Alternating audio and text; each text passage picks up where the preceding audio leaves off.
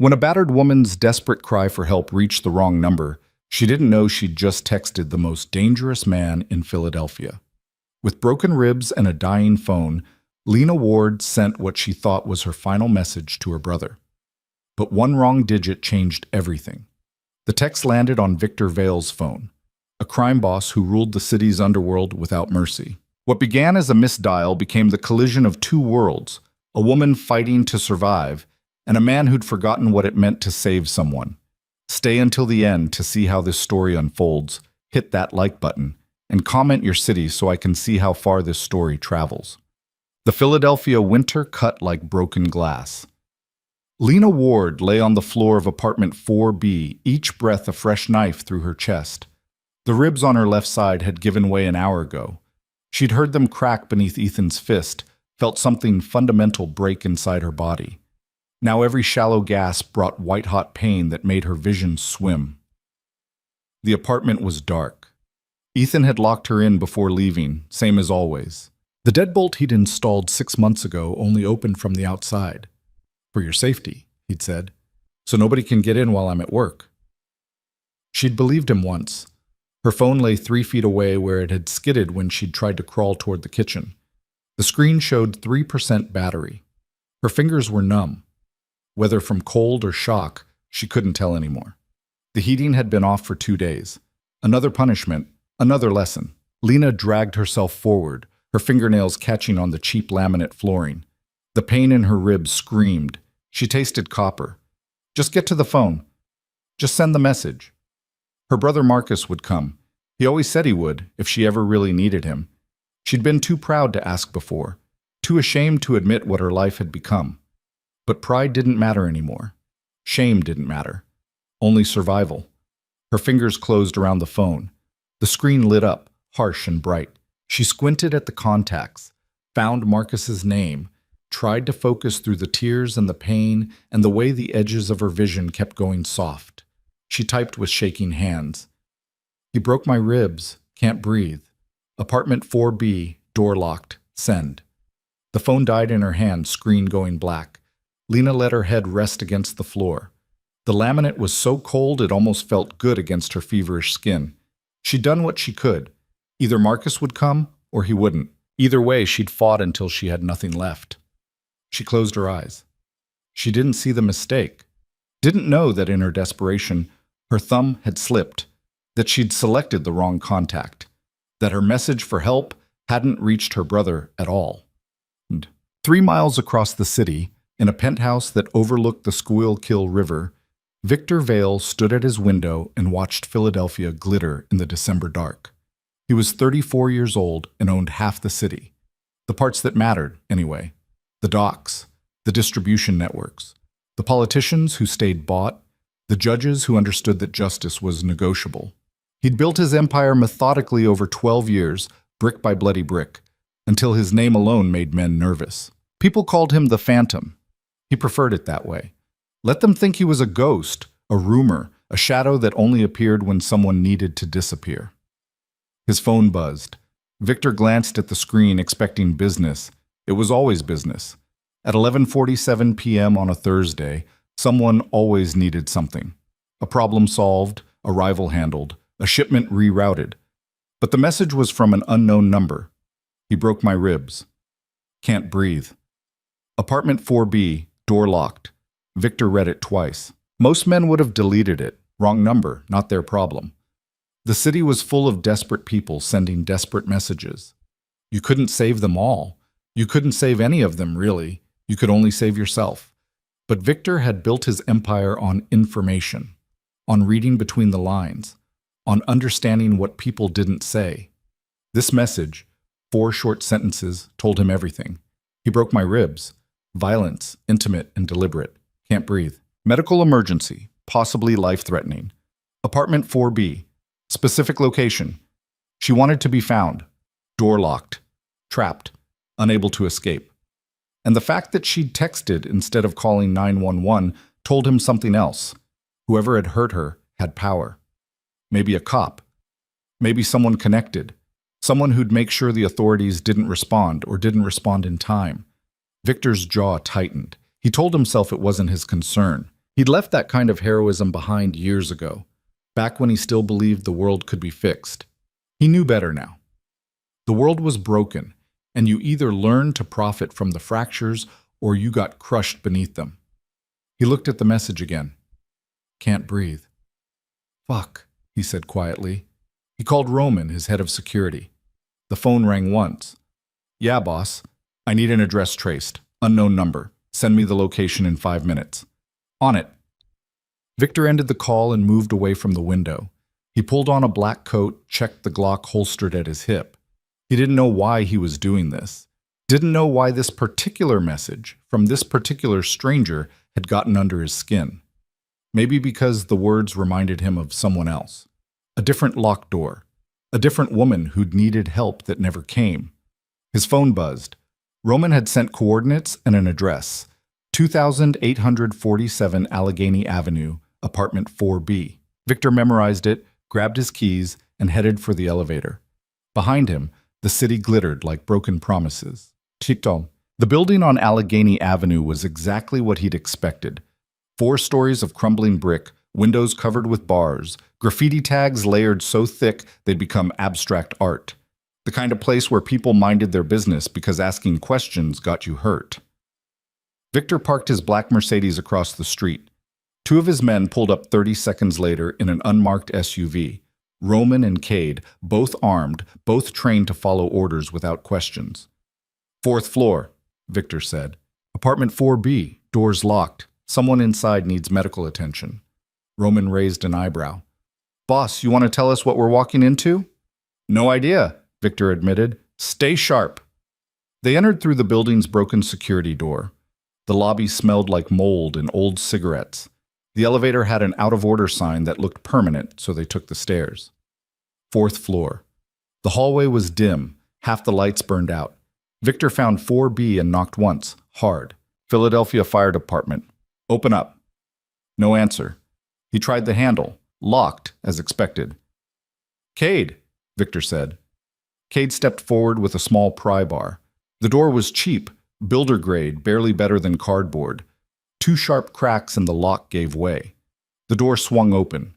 The apartment was freezing. Victor stepped inside, his hand near his weapon, eyes adjusting to the darkness. He could hear something, shallow, labored breathing. Lights, he ordered. Roman found a switch. A single overhead bulb flickered on. That's when Victor saw her.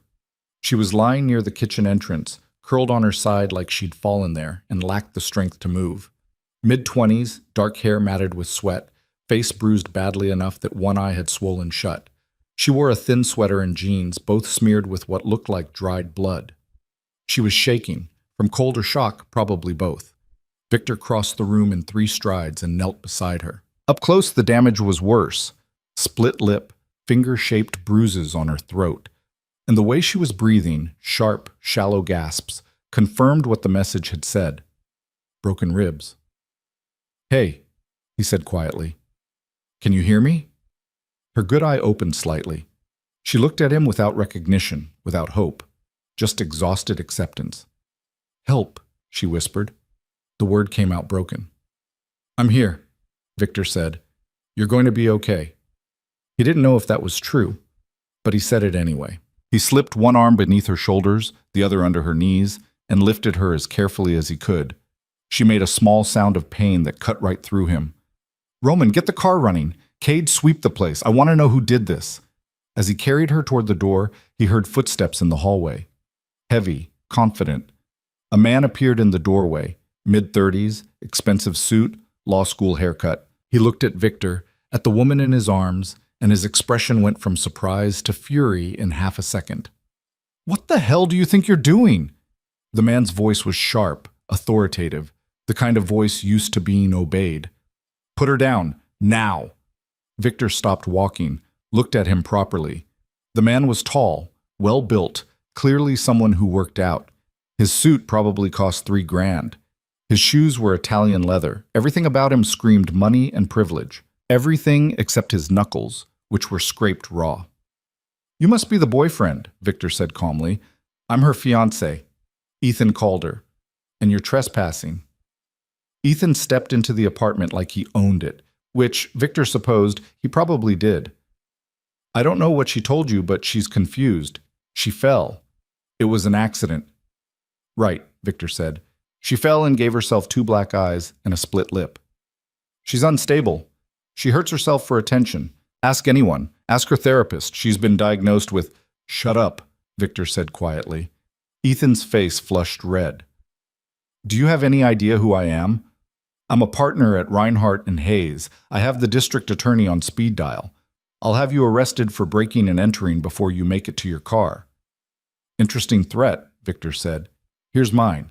Get out of my way or I'll break every bone in your body and leave you on this floor to think about your choices. For a moment, Ethan seemed to be calculating his options. He looked at Victor, really looked, and something in his expression changed. Recognition, maybe, or just the survival instinct that came with realizing you'd misjudged an opponent. You have no authority here, Ethan said, but his voice had lost its edge. I have all the authority I need, Victor replied. Roman stepped into the apartment behind Ethan. 6'4", 250 pounds of concentrated violence. He didn't say anything, didn't have to. Ethan held up his hands. Fine, take her, but she'll come back. She always comes back. Victor walked past him into the hallway. Behind him, he heard Cade say something low and threatening, heard Ethan start to protest and then go abruptly silent. They took the stairs quickly. Lena's breathing was getting worse, shorter, shallower. Her face had gone pale. Stay with me, Victor said. Don't quit now. They reached the Mercedes. Roman had the back door open. Victor laid her across the seat as gently as he could, then climbed in beside her. Where to, boss? Roman asked from the driver's seat. Safe house, north side, and call Dr. Reeves. Tell him to be there in 20 minutes. The car pulled away from the curb, tires hissing on the wet asphalt. Victor looked down at the woman he'd just pulled from hell. She was unconscious now, her breathing ragged. Blood had seeped through her sweater. He didn't know her name, didn't know her story, didn't know why he'd come when any rational person would have ignored that text. But watching her fight for each breath, he knew one thing with absolute certainty. Whoever had done this to her had just made the worst mistake of his life. Mount. The safe house was a renovated brownstone in a quiet neighborhood where Victor's men kept a rotation of 3 guards at all times. It looked like any other well-maintained home on the block, which was exactly the point. Dr. Reeves was waiting when they arrived, a silver-haired man in his 60s who'd spent 30 years as a trauma surgeon before deciding he preferred Victor's money to the hospital's bureaucracy. They carried Lena inside and laid her on the bed in the first-floor bedroom. Doctor. Reeves immediately began his examination, his hands moving with practiced efficiency. Talk to me, Victor said. 3 broken ribs, left side, possible punctured lung, though I won't know until I get imaging. Severe bruising to the face and neck. Signs of strangulation. See these petechiae around her eyes? He pointed to tiny broken blood vessels. She's lucky to be alive. Can you treat her here?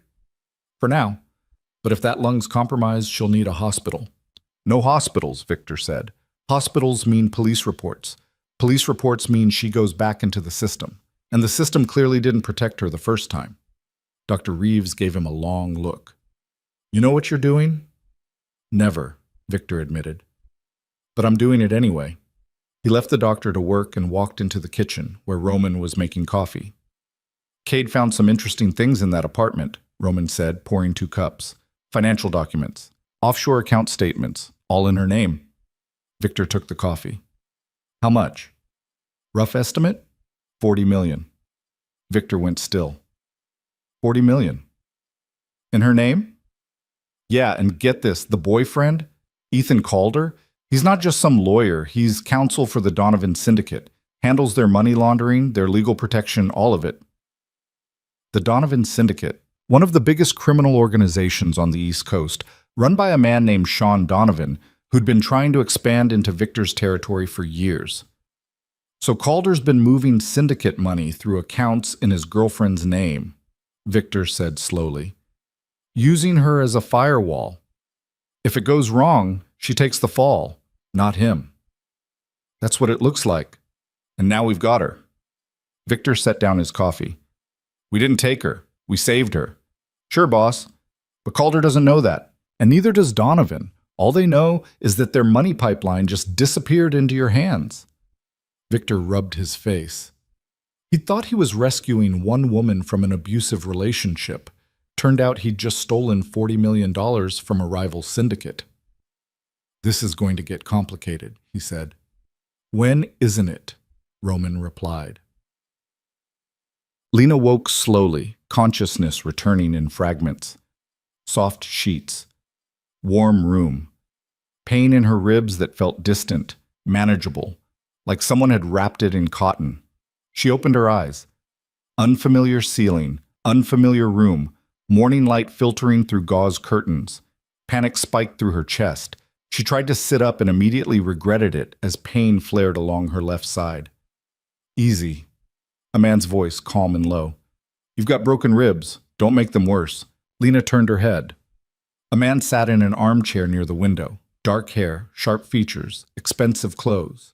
Handsome in a dangerous way, like a knife that had been polished until it gleamed. She didn't recognize him.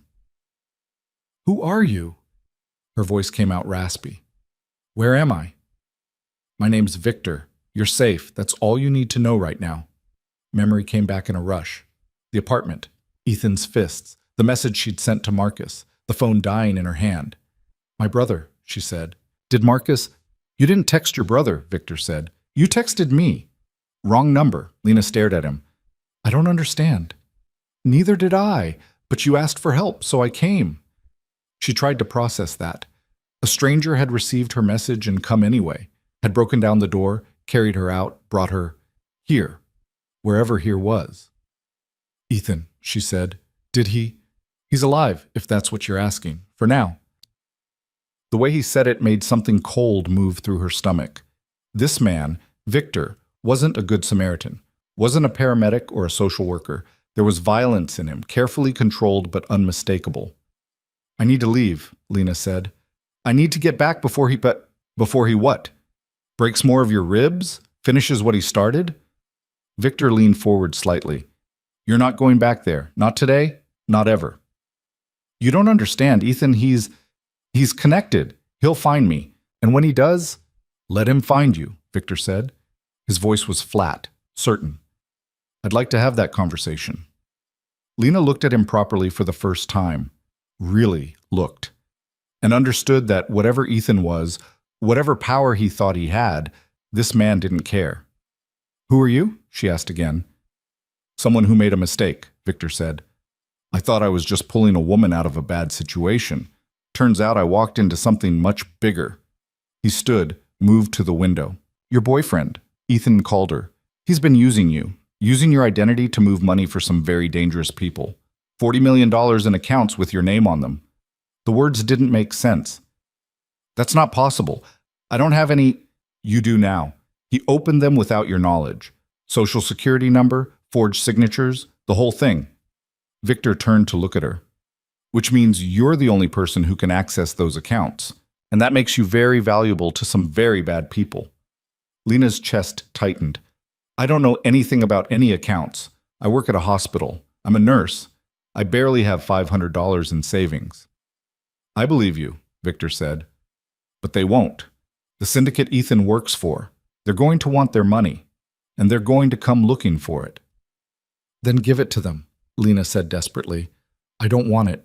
I don't want any of this. It's not that simple. The money is scattered across a dozen countries, locked behind security protocols that require your biometrics. Even if we wanted to hand it over, we couldn't. He moved back to the chair, sat down. So here's the situation. You're stuck with me until we figure out how to navigate this, and they're stuck wanting something they can't have. Lena closed her eyes. This couldn't be happening. She'd sent one message, one desperate, wrong number message, and now she was tangled in money laundering and criminal syndicates and a strange man who talked about violence like it was weather. I want to go home, she whispered. You don't have a home anymore, Victor said, not unkindly. That apartment? Calder's apartment. Your job? He'll have called them by now, told them you had a breakdown, that you're unstable. Everything you had, he controlled. That was the point. He paused. But you're out now, and I'm not putting you back in a cage. Lena opened her eyes, looked at him. Why are you helping me? Victor was quiet for a moment. Because you asked, he finally said, and because nobody helped me when I needed it. He stood. Get some rest. Doctor says you'll be okay, but you need time to heal. We'll figure out the rest later. He walked to the door. Victor, Lena said. He turned. Thank you, she said quietly, for coming. So something shifted in his expression, just for a second, so quick she almost missed it. Surprise, maybe, or recognition. Get some sleep, he said, and left. Tschüss. For 3 days, Lena stayed in the bedroom of the safe house, healing. Dr. Reeves came twice a day to check her vitals, change her bandages, monitor her breathing. The broken ribs were painful but clean. They'd heal on their own with rest and time. The bruises were already starting to fade from purple to yellow-green. She had visitors. Roman, the massive man who seemed to be Victor's right hand, brought her meals and spoke to her in a surprisingly gentle voice. A woman named Iris, sharp-eyed and efficient, brought clothes that actually fit. Cade, quiet and watchful, changed the guards outside her door every 8 hours. And Victor came every evening, sitting in the armchair by the window, asking how she felt. They didn't talk about Ethan, didn't talk about the money. Mostly, they didn't talk at all. Victor seemed content to sit in silence, reading reports on his phone while Lena drifted in and out of sleep. But on the third night, Lena finally asked the question that had been building in her chest. What happens next? Victor looked up from his phone. Next? When I'm healed, when I can leave. What happens then? That depends, Victor said. What do you want to happen? I want my life back, Lena said. I want to go to work, see my brother. Pretend the last 3 years with Ethan never happened. That's not possible anymore. Why not? Because Ethan knows you're gone, and the people he works for know you're gone. And they're not going to just let you walk away from $40 million. Victor set his phone aside. Right now they think I took you, that I'm using you to leverage their money, which, to be fair, I could. But that's not what's happening here. Then what is happening? Lena asked. Victor was quiet for a moment, considering. I'm trying to figure out how to keep you alive, he finally said, because if I send you back into the world, they'll find you in a week. And when they do, they'll torture you until you give them access to those accounts, and then they'll kill you to cover their tracks. The words were brutal, clinical, but Lena could hear the truth in them. So I'm a prisoner, she said quietly. You're protected, Victor corrected. There's a difference. Is there? Yes. His voice was firm. A prisoner has no choice. You do. You can leave right now if you want. I'll give you cash, a car, a fake ID. You can disappear. But you need to understand what that means. Running for the rest of your life, always looking over your shoulder, never staying anywhere long enough to build something real. Lena looked at him. And if I stay? If you stay, we find a solution. We figure out how to get you clear of this. And then you get to decide what kind of life you want. You make it sound simple. It's not, Victor admitted. It's going to be dangerous. People are going to get hurt. But at the end of it, you'll be free. Really free. Not just surviving, but living. Lena thought about that. About the difference between survival and living. She'd been surviving for 3 years with Ethan, every day just about making it to the next one, about not triggering his anger, about becoming small and quiet and invisible. She was so tired of being invisible. Okay, she said. I'll stay. Victor nodded. Then we start planning. Planning what? How to take apart Ethan Calder's entire life, Victor said, and how to make sure the syndicate he works for never comes looking for you again. For the first time in days, Lena felt something other than fear. She felt anger. And beneath that, deeper and sharper, hope. The next morning, Victor brought her coffee and a laptop. You said you're a nurse, he said, setting both on the small table beside her bed. That means you're smart, detail-oriented, good under pressure. I need all 3 right now. Lena sat up carefully, her ribs protesting but manageable. What are you asking me to do? Help me understand what we're dealing with. Victor pulled the chair closer.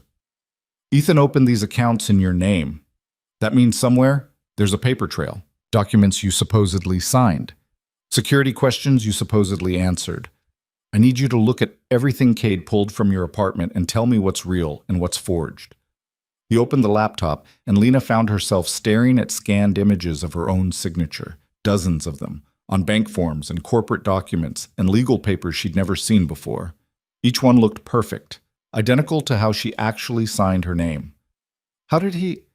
She trailed off, but she already knew. 3 years of signing birthday cards he'd give to his colleagues, anniversary documents for the firm, permission slips for the charity events he'd dragged her to. She'd signed her name hundreds of times without thinking, never imagining he was studying the pattern, practicing it, perfecting it. He was building this from the beginning, Victor said quietly. Everything he did, every move he made, it was all preparation. Lena scrolled through the documents, her stomach turning. Accounts in the Cayman Islands, shell corporations in Delaware, wire transfers moving through Singapore, Switzerland, Cyprus, and her name on every single page, her social security number, her birth date, even her mother's maiden name for security questions. This one, she said, pointing to a transfer authorization dated 6 months ago. I was working a double shift that day. I didn't leave the hospital for 16 hours. There's no way I could have been at a notary's office in Manhattan. Victor leaned forward. Can you prove that? My employee records. Time cards. The hospital keeps everything digital. Good. What else? They spent the next 2 hours going through documents. Lena found discrepancies everywhere. Dates when she'd been at work, signatures on papers requiring witnesses she'd never met, accounts opened in cities she'd never visited. Each discovery felt like peeling back another layer of Ethan's deception, revealing just how thoroughly he'd colonized her identity. He needed me invisible, Lena said finally, pushing the laptop away. That's why he isolated me from my friends, from Marcus. Why he convinced me I was unstable, that I needed him. If I didn't exist to anyone else, no one would question these documents. No one would ask if I'd really opened an account in Luxembourg or signed papers in Monaco. And if something went wrong, Victor added, you'd be the one holding the bag. The authorities would find a nurse with documented mental health issues, his documentation, of course, who'd somehow gotten involved in international money laundering.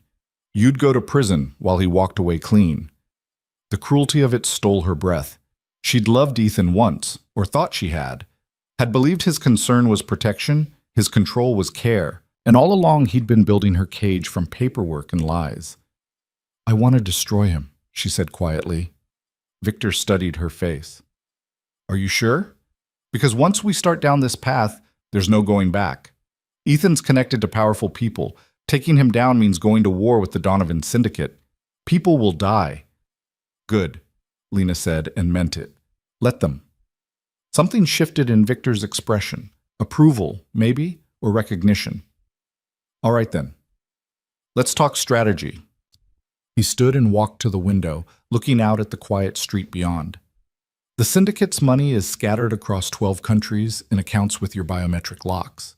Fingerprints, retinal scans, voice authentication. That's why they can't access it without you, and why Ethan can't just kill you and move on. You're the key to $40 million. So what do?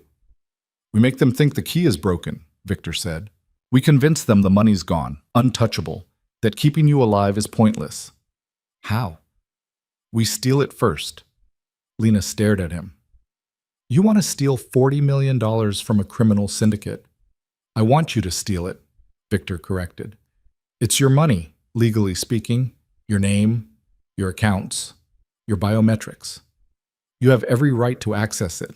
And once it's moved somewhere they can't reach, you have leverage. Leverage for what? For your freedom, for your brother's safety, for making sure that when this is over, they have no reason to ever come looking for you again. He turned to face her. But it's going to require you to trust me, and I know that's asking a lot considering the last man you trusted tried to kill you. Lena looked at this stranger who'd broken down her door, who'd carried her out of hell, who was now proposing they rob a criminal empire together. She should be terrified, should be demanding he take her to the police, to the FBI, to anyone official and safe. But she'd tried safe. Safe had gotten her locked in an apartment with broken ribs. What do you need me to do? She asked. Victor smiled, a sharp, predatory expression that should have frightened her, but somehow didn't. First, he said, We need to find your brother. I'm nuts. Marcus Ward lived in a small apartment in South Philadelphia, working construction and playing guitar in a cover band on weekends. Lena hadn't seen him in 8 months. Ethan had convinced her that Marcus was a bad influence, that his lifestyle was chaotic and unhealthy, that she needed distance from his negativity. She'd believed that too once. Now, sitting in the back of Victor's Mercedes as they pulled up to Marcus's building, Lena felt 3 years of stolen time pressing against her chest. You don't have to do this now, Victor said. We can wait until you're stronger. No. Lena unbuckled her seatbelt. He needs to know I'm okay, that I got out. Want me to come with you? She almost said yes, but this conversation needed to happen without bodyguards, without the weight of Victor's dangerous presence. Give me 20 minutes, she said. She walked into the building alone, her ribs aching with each step up to the 3rd floor. Apartment 3C. She knocked, heard movement inside, heard her brother's voice call out, "Yeah, hold on." The door opened. Marcus stood there in sweatpants and an old Phillies t-shirt, beer in hand, and the expression on his face went from casual to shocked to devastated in the span of a heartbeat. Lena? He stared at her face, at the fading bruises, at the way she held herself like something fragile. Jesus Christ, what happened to— Can I come in? She asked quietly. He stepped back, pulling the door wide. The apartment was small but clean, smelling like pizza and motor oil. Marcus set his beer down with shaking hands. Who did this to you? His voice was rough. Was it Ethan? I swear to God, I'll kill him. I'll fucking kill him. Get in line, Lena said, and sat carefully on his couch. It took 30 minutes to tell him everything. Not the money, not the syndicate. She wasn't ready to explain that labyrinth yet. Just the basics. Ethan's violence. The locked apartment. The desperate message she'd tried to send. You texted me? Marcus asked. When? I never got— Wrong number, Lena said. I meant to text you, but I hit the wrong contact. It went to someone else. Who? Someone who helped. Someone who got me out. Marcus ran his hands through his hair, pacing now. I should have known. Should have pushed harder when you started canceling plans. When you stopped answering calls. I knew something was wrong, but I thought you just didn't want me around anymore. That's what he wanted you to think, Lena said. He was good at making me disappear. Where are you staying now? Are you safe? I'm with the man who helped me, Victor. He has resources, protection. I'm safe there. Marcus stopped pacing. Victor who? What kind of resources? Lena hesitated. How did you tell your brother you were living with a crime boss? That you'd accidentally stumbled into a war between criminal empires? That the man protecting you was probably more dangerous than the man you'd escaped? The kind that keeps Ethan from finding me, she said carefully. That's all you need to know right now. Lena, Marcus, listen to me. She stood, crossed to him, took his hands. I need you to trust that I'm okay, that I'm figuring this out, but I also need you to be careful. Ethan might try to use you to get to me. If he contacts you, if anyone contacts you asking about me, you don't know anything. You haven't seen me, okay? You're scaring me. Good. Be scared. Be careful. And don't try to find me. I'll reach out when it's safe. She hugged him then, felt him hold her like she was made of glass, like she might shatter. I'm sorry, he whispered. I'm so sorry I didn't save you. You couldn't have, Lena said. But I saved myself, and that's enough. When she left his apartment 20 minutes later, she felt lighter somehow, like she'd reclaimed a small piece of herself that Ethan had tried to erase. Victor was waiting in the car, reading something on his phone.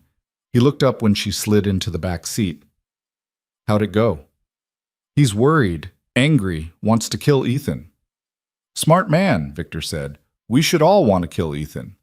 Despite everything, Lena almost smiled. That night, Victor brought her into his war room. It was a converted dining room in the safe house, walls covered with maps and photographs and pinned documents connected by red string like something from a detective show. Except this wasn't fiction. These were real criminal networks, real money flows, real people who'd killed for less than what they were planning. Roman was there, along with Cade and 2 other men Lena didn't recognize. And Iris, the sharp-eyed woman who'd brought her clothes, sitting at a laptop with the focused intensity of a surgeon. Everyone, This is Lena Ward, Victor said. She's the key to the Donovan accounts, and she's agreed to help us take them apart. Lena, this is my core team. You can trust them with your life. Lena nodded at the assembled group, feeling suddenly out of her depth. These were professionals. Criminals, yes, but professionals at what they did. And she was just a nurse who'd sent the wrong text message. All right, Victor said, moving to the map of financial networks. Here's what we know. Sean Donovan runs the syndicate through legitimate fronts, construction companies, shipping firms, real estate holdings. But the real money comes from trafficking, extortion, and moving product up the East Coast. Ethan Calder handles the legal side, making dirty money look clean. He pointed to a photograph of Ethan, one clearly taken without his knowledge. He was standing outside his law firm, talking on his phone, looking every inch the successful attorney. Lena felt her chest tighten looking at him. Over the past 3 years, Victor continued, Ethan's moved approximately $40 million through accounts in Lena's name. The money's split across 12 jurisdictions, each with different banking laws and security protocols. To access them, we need Lena's biometrics and the account passwords. Which I don't have, Lena said.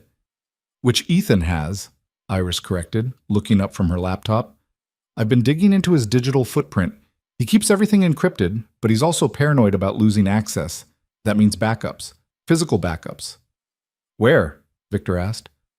His office at the law firm. Reinhardt and Hayes keeps a server room on the 18th floor, partner-level access only. If Ethan's storing anything he can't risk losing, it'll be there. Victor nodded slowly. So we need to break into a major law firm, crack their server security, and pull Ethan's files. In a building that probably has more cameras than a casino. Probably more, Iris agreed cheerfully. Can it be done? Lena asked. Everything can be done, Roman rumbled. Question is whether the cost is worth it. It's worth it, Victor said firmly. Lena needs those passwords to access the accounts. Once we have them, we can move the money somewhere Donovan can't reach. And once the money's gone, they have no reason to keep hunting her. Except revenge, Cade pointed out. Revenge requires knowing who to blame, Victor said. If we do this right, they'll think the money disappeared because of Ethan's incompetence. Let them kill each other while we get Lena clear. He turned to look at her. But I need to know you're committed. Once we start this, we can't stop halfway. It's all or nothing. Lena thought about Ethan's hands around her throat, thought about waking up on that freezing floor, alone and broken. Thought about 3 years of being invisible while he built his empire on her stolen identity. I'm committed, she said. Then we hit the law firm tomorrow night, Victor said. Iris, I need building plans and security protocols.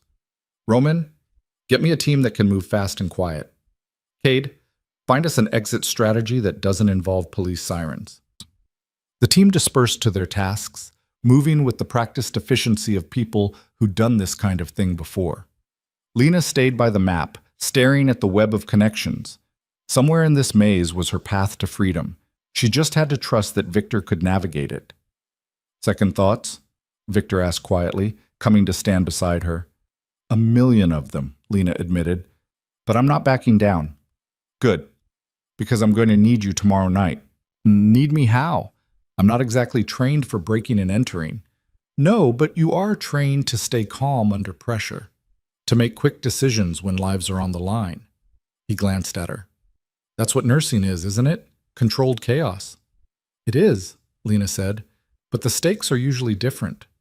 Are they? Victor asked. Someone's dying either way. The only difference is who. It was a dark way to look at it. But standing in this room full of criminal strategy, Lena couldn't argue with the logic. They spent the next day preparing. Iris showed Lena the building plans for Reinhardt and Hayes, 42 floors of steel and glass in Center City, housing 300 attorneys and their support staff. The 18th floor was executive territory, with biometric locks on the server room and 24-hour security patrols. Guards rotate every 4 hours, Iris explained, highlighting patrol routes on the digital blueprint. But there's a 7-minute gap between shifts when the outgoing team logs their report and the incoming team starts their sweep. That's our window. 7 minutes to get in, find Ethan's files, and get out? Lena asked. 7 minutes to get past the door. The actual extraction will take longer, But once we're inside the server room, we can lock it down and buy ourselves time. How do we get past the biometric locks? Iris smiled. That's where you come in. She pulled up security footage from the law firm's lobby. Dozens of attorneys coming and going, swiping ID badges, pressing their hands to palm scanners. Ethan has access, Iris said, which means his palm print is in the system. And you were his fiancée for 3 years. Did you ever go to his office? Twice, Lena said, remembering. He brought me to a holiday party last December. And once before that, maybe 18 months ago, for some firm event. Did you sign in? Use any security systems? Lena tried to remember.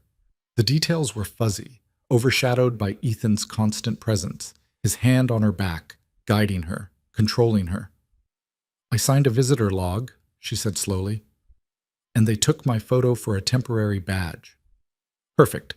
That means you're in their system, and if you're in their system, we can get you back in, Iris typed rapidly, pulling up databases. We just need to reactivate your visitor credentials and upgrade them to partner-level access. Can you do that? I can do anything, Iris said, without arrogance. Just fact. While Iris worked on the digital side, Roman walked Lena through the physical plan. They'd go in through the parking garage, less visible than the lobby, fewer cameras. A maintenance elevator would take them to the 18th floor.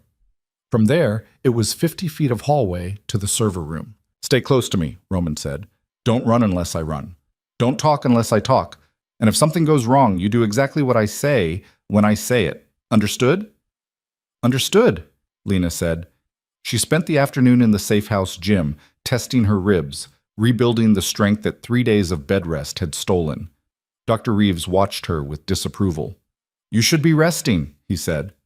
I'll rest when this is over, Lena replied and kept moving. That evening, Victor found her on the back porch, watching the sun set over Philadelphia.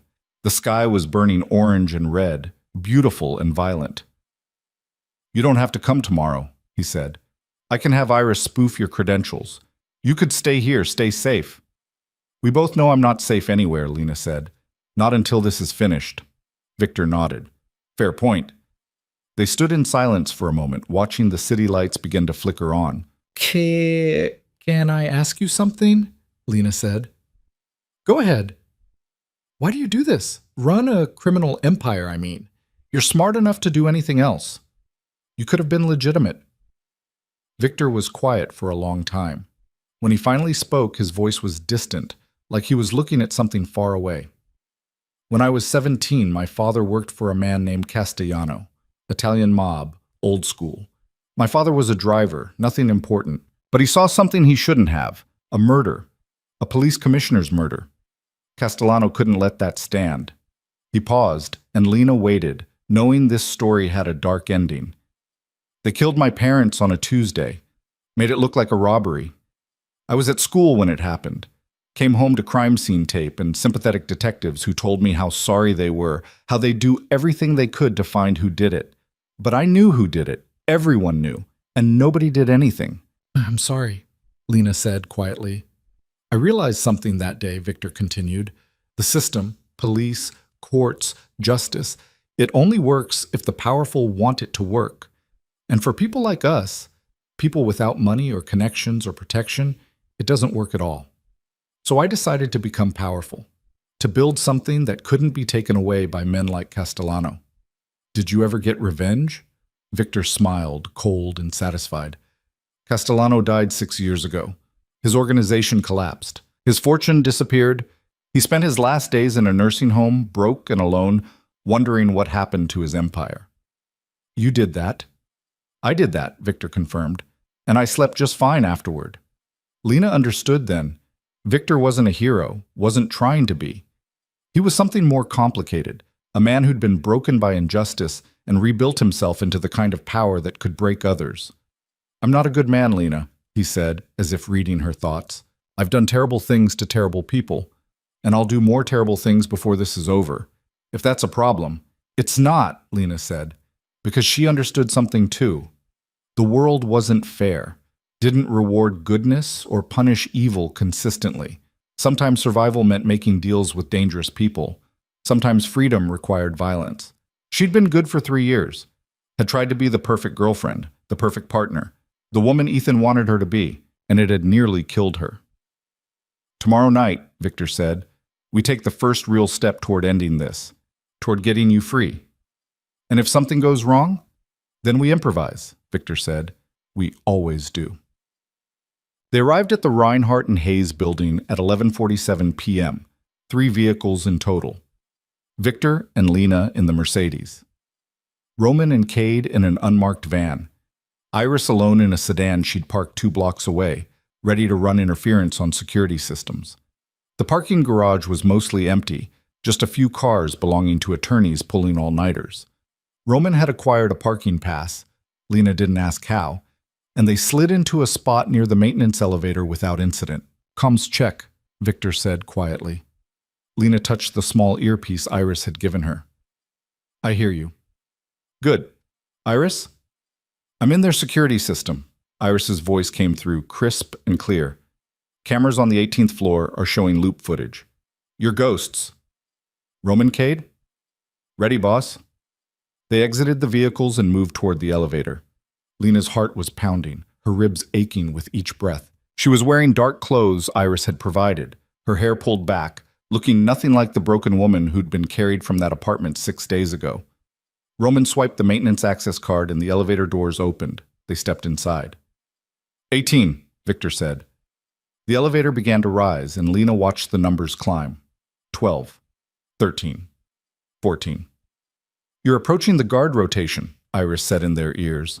Outgoing team just logged off. You've got 7 minutes. 15, 16, 17. The elevator stopped on 18. The doors opened onto a quiet hallway, expensive carpet, mahogany walls, photographs of senior partners looking dignified and serious. Server room is 50 feet ahead, Iris said. Biometric lock requires palm print and 6-digit code. They moved quickly down the hallway. The building was silent except for the hum of climate control. Somewhere distant, a phone rang once and stopped. Roman reached the server room door first. Beside it was a palm scanner and numeric keypad, glowing blue in the dim light. Lena, Victor said. She stepped forward, placed her hand on the scanner. Nothing happened for 3 terrible seconds. Then the scanner beeped. Green light. Code is 847291, Iris said. I pulled it from Ethan's deleted browser cache. Idiot uses the same password for everything. Roman typed it in. Another beep. The lock disengaged with a heavy click. They were in. The server room was cold, kept at optimal temperature for the machines. Rows of black towers hummed quietly, processing terabytes of data, case files, client information, financial records, everything the firm needed to run. I need Ethan's partner terminal, Iris said. Northeast corner, server labeled RC18. They found it quickly. Cade pulled out a laptop and connected it directly to the server housing. His fingers flew across the keyboard. I'm pulling everything, he said. Financial files, encrypted documents, email backups. This is going to take 4 minutes. You've got 3, Iris said. New guard team just entered the building. Lena watched the progress bar on Cade's screen inch forward. 40%, 50%. Come on, Roman muttered. 60%, 70%. They're on the elevator, Iris said, tension creeping into her voice. 2 minutes out. 80%. Lena found herself holding her breath. If they got caught here, it was over. Ethan would know they were coming for him. The syndicate would know. Every advantage they had would disappear. 90%. 1 minute, Iris said. 95%. They're on your floor. 100%. The download completed. Cade yanked the laptop free, shoved it into his bag. Roman was already moving toward the door. Wait, Victor said quietly. He was looking at something on one of the monitors, surveillance footage from inside the building. The guards were walking down the hallway, heading straight for the server room. We're trapped, Lena whispered. No, Victor said. We're improvising. Iris, kill the lights on this floor. Now. The hallway outside went dark. Emergency lighting will kick in 30 seconds, Iris warned. That's enough. Roman, when I open this door, we go left. There's a stairwell access. We make for the garage. Boss, those guards will assume it's a power glitch. Move fast, stay quiet, and they'll never know we were here. Victor pulled the door open. The hallway was pitch black except for the faint glow of exit signs. They could hear the guards ahead, confused voices, someone calling building maintenance. They moved left, quick and silent. Lena kept her hand on Roman's back, trusting him to navigate the darkness. Behind them, emergency lights flickered on, bathing the hallway in dim red. But they'd already reached the stairwell. Down 18 flights of stairs, moving fast but not running, not making noise that would echo. Lena's ribs screamed with every step. She ignored them. They burst into the parking garage, into the Mercedes. Roman and Cade to the van. "Drive casual," Victor said. "We're just lawyers leaving late." They pulled out of the garage one vehicle at a time, spacing themselves, looking like nothing more than tired professionals heading home. 3 blocks away, Lana finally allowed herself to breathe. "We did it," she said. "We got the data," Victor corrected. "Now comes the hard part." Back at the safe house, Iris spread the stolen data across 3 monitors like a dealer laying out cards. The files from Ethan's server painted a picture more damning than any of them had expected. "He's meticulous," Iris said, scrolling through folders organized by year, by client, by transaction type. Every wire transfer documented, every shell company mapped, every illegal dollar accounted for with spreadsheet precision. Lena stood behind her, watching her entire life reduced to data points. Account numbers that bore her name but held money she'd never touched. Signatures she'd never signed authorizing transfers she'd never made. 3 years of systematic identity theft laid bare in encrypted files. "Here," Iris said, pulling up a password manager file. "This is what we need. Account credentials for all 12 offshore banks. He organized them by institution." She clicked through them one by one. Cayman National, Singapore International, Bank Schweitzer. Each entry contained usernames, passwords, security questions, and most importantly, the biometric authentication protocols. "Fingerprint and retinal scan for the Cayman accounts," Iris read. "Voice authentication for Singapore, facial recognition for Switzerland." He built this fortress assuming you'd never have access to your own biometric data, never know these accounts existed. "Can we get in?" Victor asked. With Lena, absolutely. These banks use standard verification protocols. We set up video calls, route them through VPNs to spoof location data, and Lena authenticates. Once we're in, we can transfer everything out before anyone knows what's happening. "Transfer it where?" Lena asked. Victor turned to her. "That's your decision. It's your money, legally. You can do whatever you want with it." "It's not my money," Lena said quietly. "It's stolen. From people Donovan hurt, people he extorted. I don't want any of it." "Noble," Roman said from his position by the door, "but impractical. The minute that money moves, every intelligence agency between here and Hong Kong is going to notice. You need a story for where it went." "What kind of story?" Lena asked. Victor crossed to one of the monitors, pulled up a map showing financial centers around the world. "We create a foundation, legitimate, registered, completely above board.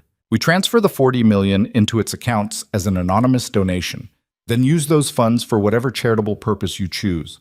Women's shelters, domestic violence prevention, legal aid for abuse survivors, whatever feels right. And that protects me how? Because the foundation is separate from you. The donation is anonymous. If anyone traces the money, they'll find it was moved by someone with access to your biometric data, but they won't find you. Not if we do this right." Lena tried to process that.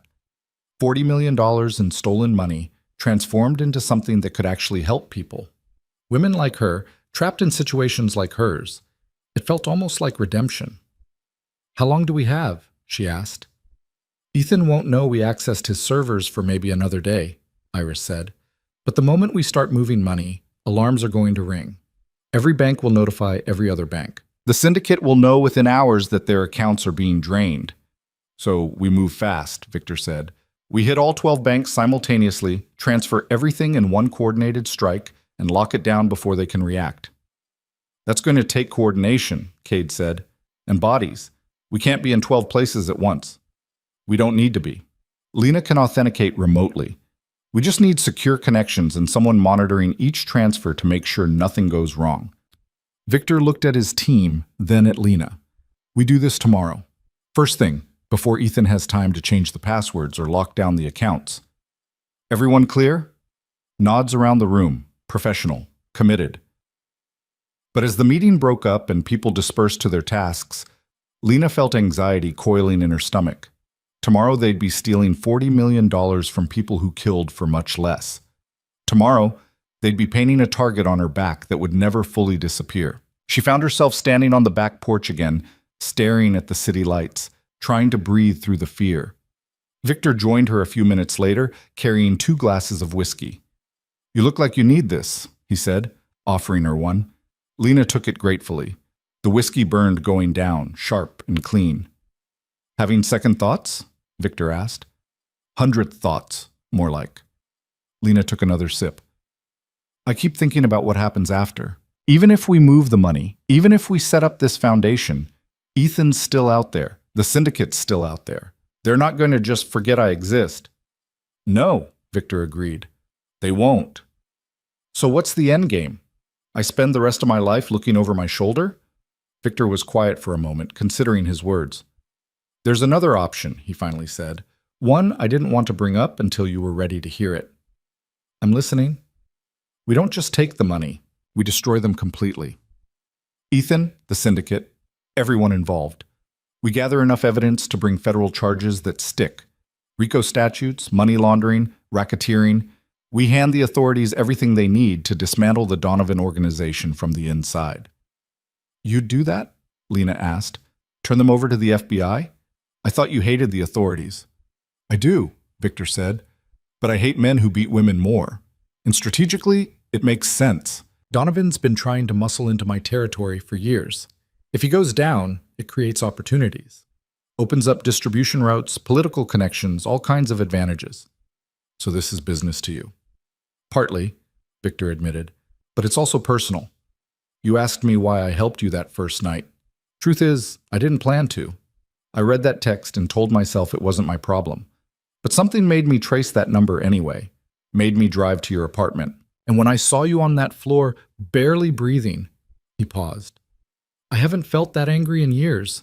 Haven't wanted to hurt someone that badly since Castellano." Lena looked at him, this complicated man who'd saved her for reasons he couldn't fully explain. "What happens to us after, when this is over and Donovan's in prison and I'm free?" "That's up to you," Victor said. "You can disappear. New name, new city, new life. I can arrange all of it. Or you can stay, work with the foundation, help other women who need what you needed. Either way, you'll be safe." "Will I?" Lena asked. "Will I ever really be safe?" Victor met her eyes. "As safe as anyone can be in this world, and safer than most, because I'll make sure of it." It was a promise, not a guarantee, because guarantees didn't exist in this life, but a promise from a man who kept his word, who'd already proven he'd break down doors and wage wars to protect her. Lena finished her whiskey. "Then let's burn it all down." They started at 7 a.m. when banks in Asia were closing and European markets were in full swing. Iris had set up 12 separate workstations, each one dedicated to a different financial institution, each one routing through a different VPN to mask their location. Lena sat at the central station, Iris beside her with a checklist that looked like a military operation. "Cayman National first," Iris said. "Account number ends in 4782. Username is your email address, password is in the system. They'll ask for fingerprint authentication through their mobile app." Lena pulled up the bank's website, her hands only shaking slightly. She'd spent an hour this morning practicing with Iris, learning the procedures, understanding what to expect, but theory was different from action, and the moment she entered her credentials, she felt the weight of what they were doing. The bank's interface loaded, professional, clean, designed for people moving millions without leaving their living room. A prompt appeared. "Place right index finger on device sensor." Lena pressed her finger to her phone's fingerprint reader. 3 seconds of processing, then a green check mark. Access granted. The account balance appeared on screen, $4,247,891.33. "Transfer it to the foundation account," Iris said, sliding a paper with routing numbers across the desk. "All of it." Lena initiated the transfer, her heart pounding. $4 million, moving with a few keystrokes. The system asked her to confirm. She clicked yes. Transfer initiated. Processing time, 2 to 4 hours. "Next," Iris said, already pulling up the Singapore bank. They worked through the accounts methodically. Singapore required voice authentication, so Lena read a prepared script into the microphone while the bank's AI verified her vocal patterns. Switzerland needed facial recognition, positioning her face in front of a webcam while their software measured the distance between her eyes, the shape of her jaw, the unique geometry that made her identifiable. Luxembourg, Monaco, Cyprus, the Bahamas. With each transfer, Lena felt something shift inside her. This money had been used to control her, to trap her, to build a cage from offshore accounts and forged signatures. Now she was taking that power back, redirecting it towards something that might actually save lives. By noon, they'd cleared 8 accounts, $28 million in motion, flowing through international wire systems toward the foundation Iris had incorporated overnight in Delaware. 4 more, Iris said, pulling up the 9th account. You're doing great. But as Lena logged into the Panama Bank, an alert flashed across the screen in red. Account flagged for suspicious activity. Please contact your account manager. What does that mean? Lena asked. Iris's expression hardened. It means someone noticed. Probably automated fraud detection, seeing multiple transfers from accounts that have been dormant for months. Can we still access it? Try the transfer. If it goes through, we're fine. If not, Lena initiated the transfer. $3,892,445.67 to the foundation account. The screen went blank for 3 seconds. Then, transfer denied. Account temporarily frozen pending verification. Damn, Iris muttered. They locked it. What about the other 3 accounts? Victor asked, appearing behind them. We move fast, Iris said, before the banks start talking to each other. They hit the 10th account, Hong Kong. The transfer went through. $31 million secured. 11th account, Isle of Man. Transfer approved. $35 million. But when Lena tried to log into the 12th and final account, a different message appeared. Account closed by primary holder. Remaining balance transferred to alternative account. Ethan, Lena whispered. He knows. When was it closed? Victor asked. Iris checked the transaction history. 20 minutes ago, he must have been monitoring the accounts, saw the transfers starting, and moved whatever he could before we got to it. How much did he save? Last balance shows $1.8 million. Not huge, but enough to run on. Victor's jaw tightened. Where did he transfer it? Give me a minute. Iris's fingers flew across her keyboard, tracking the digital trail. He moved it to a personal account, domestic. First National of Pennsylvania, Center City branch. That's his emergency fund, Victor said. Money he kept separate in case he needed to disappear fast. Can we touch it? Lena asked. Not without him knowing we're coming, and the moment we try, he'll move it again or withdraw it in cash. Victor paced, thinking. But it tells us something important. Ethan's scared. He knows we're taking his empire apart, and he's going into survival mode. What does that mean for us? Lena asked. It means he's going to make a move. Either he runs, or he comes at us before we can finish this. Victor turned to Roman. Double security on the safe house. I want eyes on all approaches, armed response teams within 3 minutes. If Ethan or anyone from the syndicate comes looking for Lena, I want to know before they get within a mile of her. On it, boss. Iris, how much did we get total? $35.2 million, Iris said, safely transferred to the foundation account. The remaining 4.8 is either frozen or moved. That's enough, Victor said. More than enough. Lena, you did it. The money's out of their hands. Lena stared at the screen showing the foundation's balance. $35 million that would fund shelters, legal aid, emergency housing, counseling. Enough to help thousands of women escape the kind of life she'd barely survived. Now what? She asked. Now we wait for them to react, Victor said. And when they do, we hit them with everything we've got. The reaction came faster than expected. At 4 p.m., Iris's phone buzzed with an alert from her monitoring software. Ethan just left his law firm, moving fast, 2 security guys with him. Where's he going? Victor asked. Iris tracked his phone's location. South Philadelphia. Looks like Marcus's apartment. Lena's blood went cold. No, no, he wouldn't. He absolutely would, Victor said grimly. He knows we took the money. He knows you're involved. And he knows the fastest way to get to you is through your brother. We have to stop him, Lena said, already moving toward the door. Victor caught her arm. We will. But you're not going anywhere near this. Roman, Cade, get a team to Marcus's location. Extract him before Ethan arrives. Use whatever force is necessary. I'm coming with you, Lena insisted. No, he's my brother, Victor. I'm not sitting here while you fight my battles. They locked eyes, and something passed between them. Understanding, maybe, or just the recognition that some arguments weren't worth having.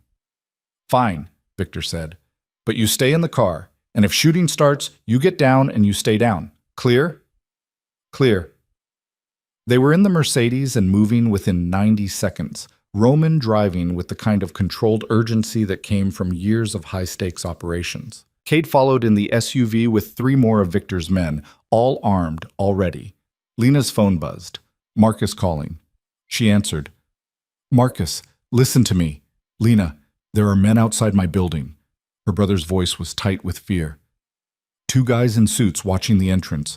One of them looks like that picture you showed me, your ex. Lock your door. Don't open it for anyone. We're coming to get you. What's happening? What did you get me into? I'll explain everything, but right now you need to trust me. Stay inside, stay quiet, and we'll be there in 10 minutes. Lena?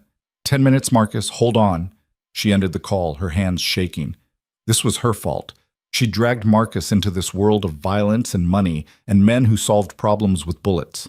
If something happened to him because of her choices, he's going to be fine, Victor said quietly. We won't let Ethan touch him. You can't promise that. No, Victor admitted, but I can promise I'll do everything in my power to make it true. They reached Marcus's neighborhood in 8 minutes, Roman taking corners fast enough to make the tires scream. The SUV stayed close behind them. There, Cade said over the radio. Black sedan, 2 men outside the building entrance. Lena saw them. Ethan and another man, both in expensive suits, both scanning the street like they owned it. Ethan was talking on his phone, gesturing with his free hand. What's the play, boss? Roman asked. Victor assessed the situation. Residential street, civilians everywhere, broad daylight. A firefight here would bring every cop in South Philly down on them within minutes. We talk first, Victor said. Show of force, but controlled. Roman parked directly in front of them. Cade, position your team to cut off their exit. I want them feeling surrounded. The Mercedes pulled up to the curb 20 feet from where Ethan stood. Victor stepped out first, moving with predatory calm. Roman followed, a mountain of controlled violence. Behind them, Cade's team emerged from the SUV, spreading out to create a perimeter. Ethan saw them and stopped mid-sentence in his phone conversation. His face went through several expressions in rapid succession. Surprise, recognition, calculation. Victor Vale, Ethan said, ending his call and sliding the phone into his pocket. I wondered when we'd meet. Wondered or hoped? Victor asked mildly. Both, I suppose. You've been making quite the mess of my business affairs. Your business affairs involved stealing from my friend, Victor said. I have a policy about that. Your friend? Ethan's eyes found the Mercedes, found Lena sitting in the back seat. His expression shifted to something ugly. Is that what she told you? That we're not together? That I'm the villain? He took a step forward. Lena's unstable, Mr. Vale. Delusional. She needs psychiatric help, not whatever fantasy you're selling her. Funny, Victor said. She seems pretty stable to me. You, on the other hand, seem nervous, like someone who just watched $35 million disappear from accounts you thought were secure. Ethan's face went carefully blank. I don't know what you're talking about. Sure you don't. Just like you don't know about the Donovan Syndicate or the money laundering operation you've been running for 3 years, or the fact that you've been using an innocent woman as your financial shield. Careful, Mr. Vale, that sounds dangerously close to slander. It's only slander if it's not true. Victor smiled, cold and sharp. And we both know every word is true. Question is, what are you going to do about it? Ethan glanced at his companion, some silent communication passing between them. I'm here for what belongs to me. Lena and I need to have a conversation about her recent actions. That's all. No violence necessary. See, that's where we disagree, Victor said. Because Lena doesn't belong to you. Never did. You just convinced her otherwise through years of systematic abuse and manipulation. But she's clear-eyed now, and she's not having any conversations with you, today or ever. Then we have a problem. We have several problems, Victor agreed. But you leaving this neighborhood alive isn't one of them. Not yet. You want to walk away from this? Here's how it happens. You get in your car, you drive back to your office, and you start preparing for federal investigators to tear your life apart. Because that money you tried to hide? We've got every transaction documented. Every wire transfer, every shell company, every single illegal dollar. And we're handing it all to the FBI. For the first time, genuine fear flickered across Ethan's face. You're bluffing. Am I? Want to test that theory? Victor took a step closer. Or do you want to accept that you lost, cut your losses, and disappear before the syndicate realizes you failed them? The syndicate, Ethan said slowly, is going to kill you for this. You think you're protected because you run part of Philadelphia? Sean Donovan owns the entire East Coast. He has resources you can't imagine. And the moment he finds out you stole his money, he already knows, Victor interrupted. We made sure of it.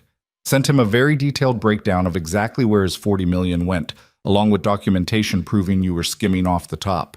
You know, that extra one. $8 million you tried to save? The money you moved to your personal account?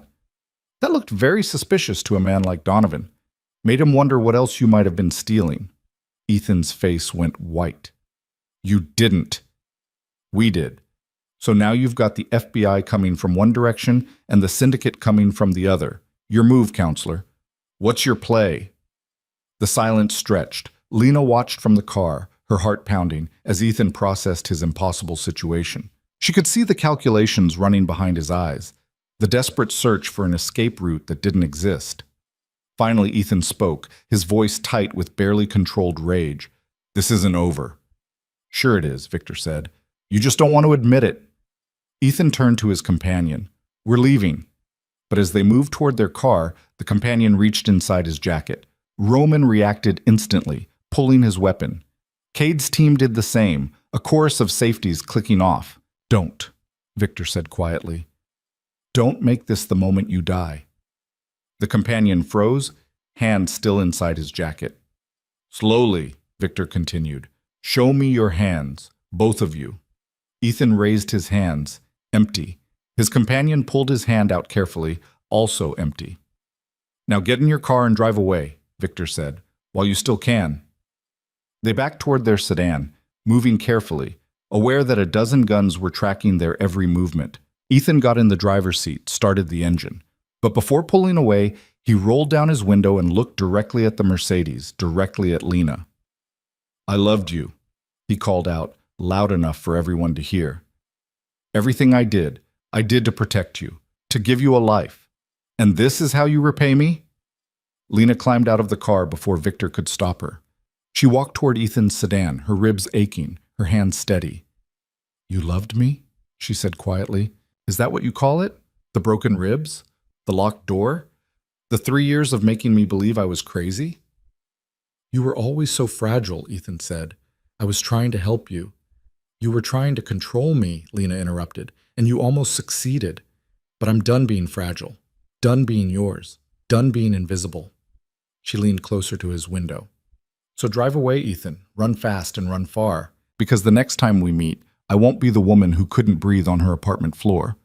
I'll be the woman who watched your entire empire burn. And I'll sleep just fine afterward. For a moment, something like recognition flickered in Ethan's eyes. An understanding that the woman he'd broken had rebuilt herself into something harder, sharper, beyond his reach. Then he drove away, tires squealing on asphalt. Lena watched until the sedan disappeared around a corner. Then she turned to Victor. Go get my brother. Marcus came down from his apartment 5 minutes later, escorted by Cade, looking shell-shocked and furious in equal measure. Someone want to tell me what the hell just happened? He demanded. Lena hugged him, felt him stiffen with surprise before returning the embrace. I will, she promised. All of it. But not here. Come with us. They drove back to the safe house in convoy, Marcus in the SUV with Cade's team. During the ride, Lena watched the city pass by and tried to process what she'd just done. She'd confronted Ethan, stood her ground, told him exactly what she thought of his version of love. And it had felt powerful, terrifying, but powerful. "You handled that well," Victor said. "I wanted to hit him," Lena admitted. "Wanted to hurt him the way he hurt me. But you didn't. You stayed controlled. That's stronger." "Is it?" "Because it doesn't feel strong. It feels like I let him walk away." "He didn't walk away," Victor said. "He ran. There's a difference, and now he's out there with nowhere to go. The FBI hunting him, the syndicate hunting him, his entire life falling apart. That's better than any punch you could have thrown." Maybe. But watching Ethan drive off, Lena couldn't shake the feeling that this wasn't finished, that the confrontation they'd just had was only the opening move in a much larger game. Back at the safe house, they gathered in the war room. Marcus looked at the maps and photographs and evidence boards with growing horror. "This is insane," he said. "Lena, you're caught up with the actual mob." "I'm caught up with the people fighting the mob," Lena corrected. "There's a difference." "Is there?" "Because those guys outside my building had guns. A lot of guns." "And if they hadn't, Ethan would have taken you," Victor said. "Used you to force Lena's cooperation. We saved your life today, whether you realize it or not." Marcus looked at his sister. "Is that true?" "Yes," Lena said quietly. "Ethan was coming for you, to hurt me through you. That's who he is. That's who he's always been." Marcus sat down heavily. "So what now? I just go back to my life and pretend this never happened?" "No," Victor said. "You stay here until we're sure you're safe. Could be a few days, could be a few weeks. But you don't leave this house without security, and you don't contact anyone from your previous life until we've neutralized the threat." "Neutralized the threat," Marcus repeated. "You mean killed people?" "If necessary," Victor said without inflection. Marcus looked at Lena. "How are you okay with this?" "Because the alternative was dying on a floor in a locked apartment," Lena said. "Because the system didn't protect me, and Victor did. Because sometimes survival means making deals with dangerous people." "That's not you talking. That's him." Marcus pointed at Victor. "It's me," Lena said firmly. "The me I became when I had to fight to stay alive. The me who's done being a victim." She moved closer to her brother. "I know this is a lot. I know it's scary. But I need you to trust me. Trust that I know what I'm doing." Marcus looked at her for a long moment. Really looked, seeing past the bruises and the tension to the core of who his sister had become. "Okay," he finally said. "I trust you. But when this is over, you owe me the full story. Every detail." "Deal," Lena said. That night, while Marcus settled into one of the upstairs bedrooms, Lena found herself back in the war room with Victor, staring at photographs of Sean Donovan. The syndicate leader was 62, silver-haired, distinguished-looking. He could have been a banker or a politician, except for his eyes, which were flat and cold even in photographs. "He's going to come for us," Lena said. "Probably," Victor agreed. "Are we ready?" "We're never fully ready, but we're prepared. And we have something he doesn't." "What's that?" Victor looked at her. "Motivation. He's fighting to protect his empire. We're fighting for your life. Only one of those is worth dying for." Lena thought about that, about the difference between defending territory and defending people, about men who fought for power versus people who fought for survival. "I want to meet him," she said suddenly. Victor raised an eyebrow. "Donovan?" "Yes, before this turns into open war. I want to look him in the eye and tell him I'm not giving back the money, that it's gone to help people he's hurt. I want him to know exactly who took his empire apart." "That's suicide, son," Victor said flatly. "Or it's leverage," Lena countered. "Think about it. Donovan doesn't know me, doesn't know what I'm capable of. Right now I'm just a name, a problem to be solved. But if I face him directly, if I show him I'm not afraid, that changes the equation. It changes it by making you a target. I'm already a target. This just makes me a target with teeth." Victor studied her. "You've changed. From the woman I pulled out of that apartment." "I had to," Lena said simply. "The old me would have gotten killed the moment you left me alone. This version might actually survive. And if Donovan decides to kill you on the spot, then you'll be there to stop him, right?" It wasn't really a question. It was trust, pure and absolute. Trust that Victor would protect her even in the most dangerous situations. Right, Victor said after a moment. I'll be there. So how do we arrange a meeting with a man who wants us dead? Victor smiled, dangerous and pleased. We offer him something he can't refuse. Information, leverage, a way out of the mess we've created. What kind of leverage? Evidence against Ethan. Proof that your ex-boyfriend has been stealing from the syndicate for years. We give Donovan someone to blame, someone to punish.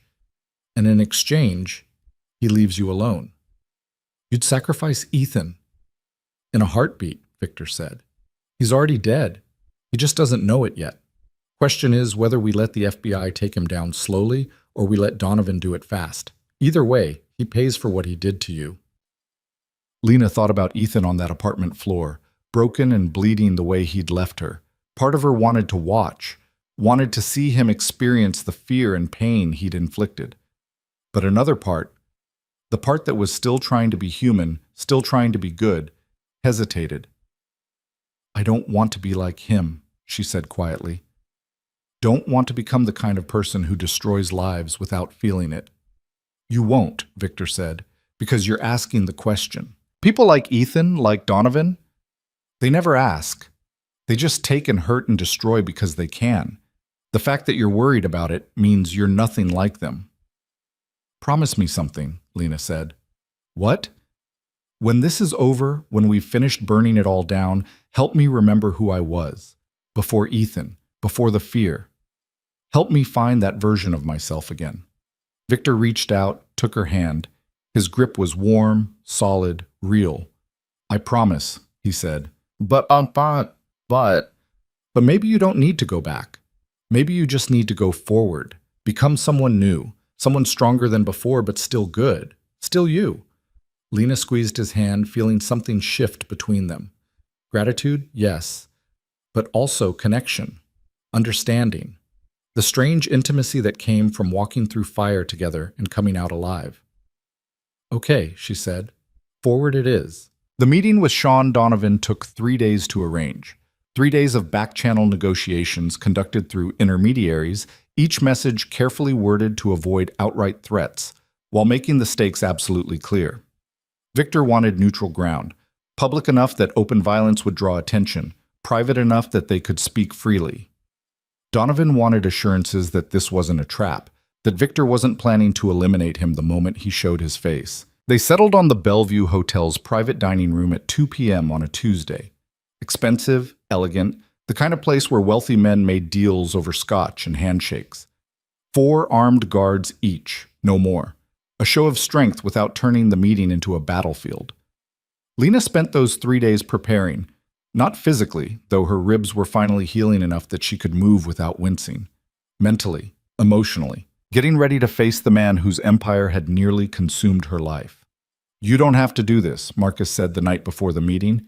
He'd spent the past 72 hours pacing the safe house like a caged animal, worrying about his sister, asking questions that no one could fully answer. Let Victor handle it. That's what he does, right? Handle dangerous people? Victor can't speak for me, Lena said. She was sitting in the safe house library, a room lined with books that Victor probably never read, trying to calm her racing thoughts. Donovan needs to see that I'm real, that I'm not just some pawn Victor's using. If I'm going to have any chance at real freedom, it has to come from my own strength, not just Victor's protection. That's very philosophical, Marcus said, sitting across from her. But what happens if Donovan decides philosophy doesn't matter and just has you killed? Then Victor burns his entire organization to the ground, Lena said simply. That's the deal we've made. I'm protected not because I'm helpless, but because hurting me costs more than it's worth. And you trust Victor to follow through on that? Lena thought about the question. Did she trust Victor? This man who'd appeared in her life through a misdirected text message, who ran a criminal empire, who talked about violence the way other people talked about weather. Yes, she said, I do.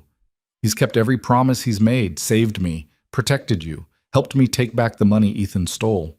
He could have used me, could have kept those accounts for himself.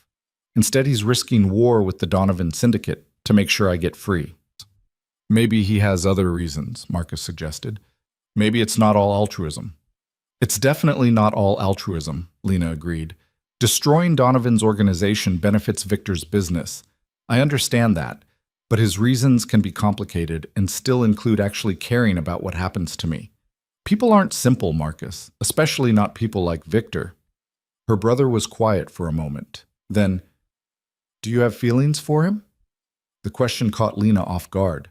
She'd been carefully not thinking about that particular complication, focusing instead on survival and freedom and destroying the men who'd tried to destroy her.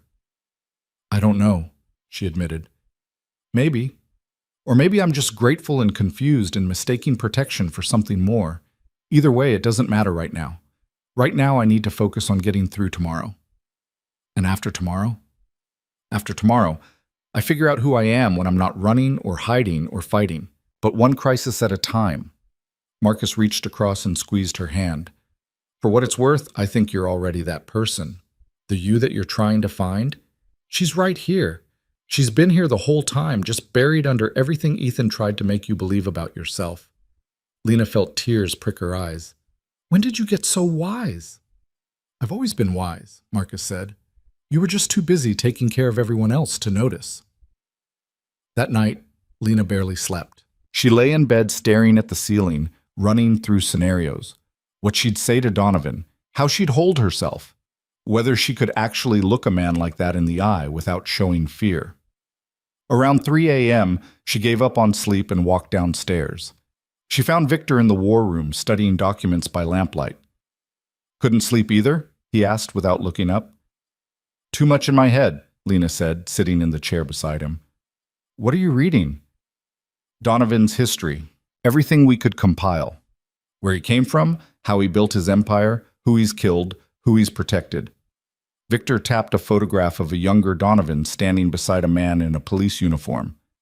He started as an enforcer for the Irish mob in the 80s, worked his way up through violence and strategic marriages. His current wife is the daughter of a New Jersey crime family.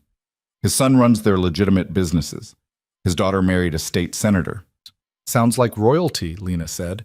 That's how he sees it. He's not just a criminal, he's a dynasty builder. Everything he does is about legacy, about creating something that lasts beyond him. Victor looked at her. That's useful information. Men like that, they think long-term. They don't make rash decisions based on anger. They calculate risk versus reward. So me sitting across from him, telling him I took his money and gave it to charity, that's a calculable risk? It's leverage, Victor said. You're showing him that you're not afraid, that you understand power, that you can't be intimidated. That makes you interesting. And interesting people are more valuable alive than dead. Unless they're too interesting, then they become threats. Then they become threats, Victor agreed, which is why I'll be right there with you, and why we're meeting in a place where any violence would have immediate consequences. Donovan's smart enough to know that killing you in the Bellevue would bring attention he doesn't need. Lena nodded, trying to absorb the strategy. What if he makes a play afterward? After the meeting, when we're vulnerable?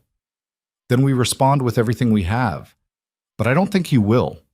Not immediately. He'll want to assess first, understand the full situation, give himself options. Victor set down those documents. The truth is, we've already hurt him badly. $35 million disappeared from his accounts.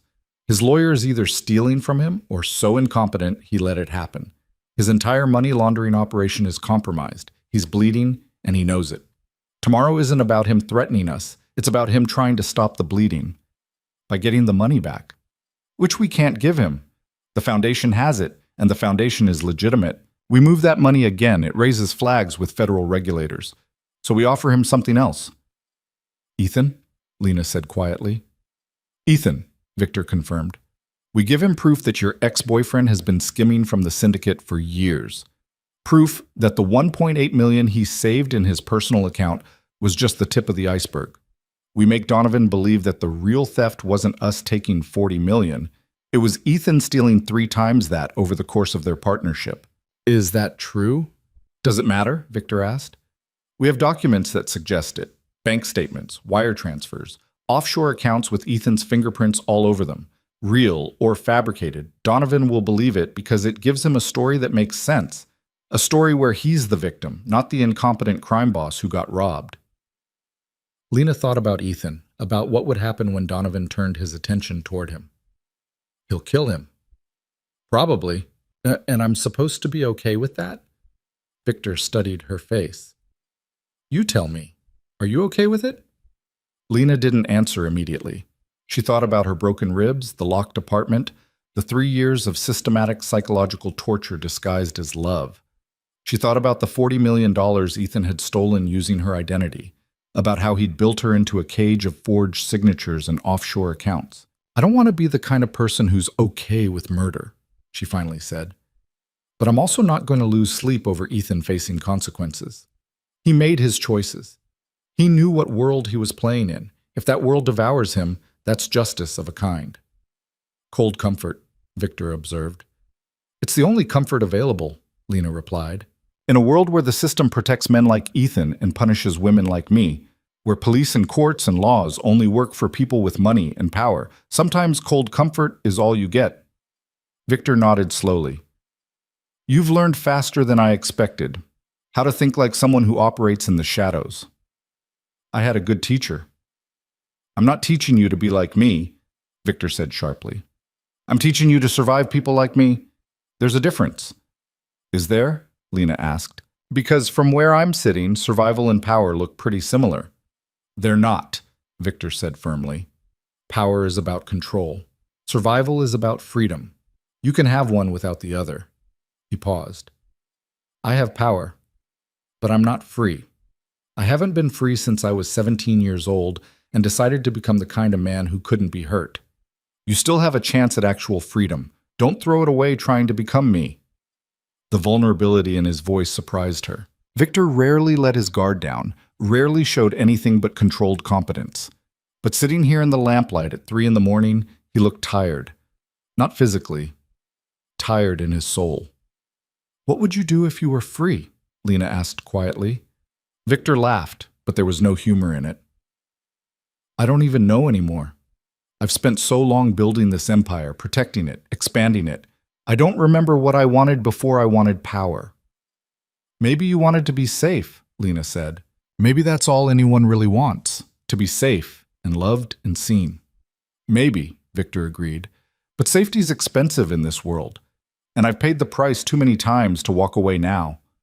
They sat in comfortable silence for a while, two people trapped in different ways by the violence that had shaped their lives.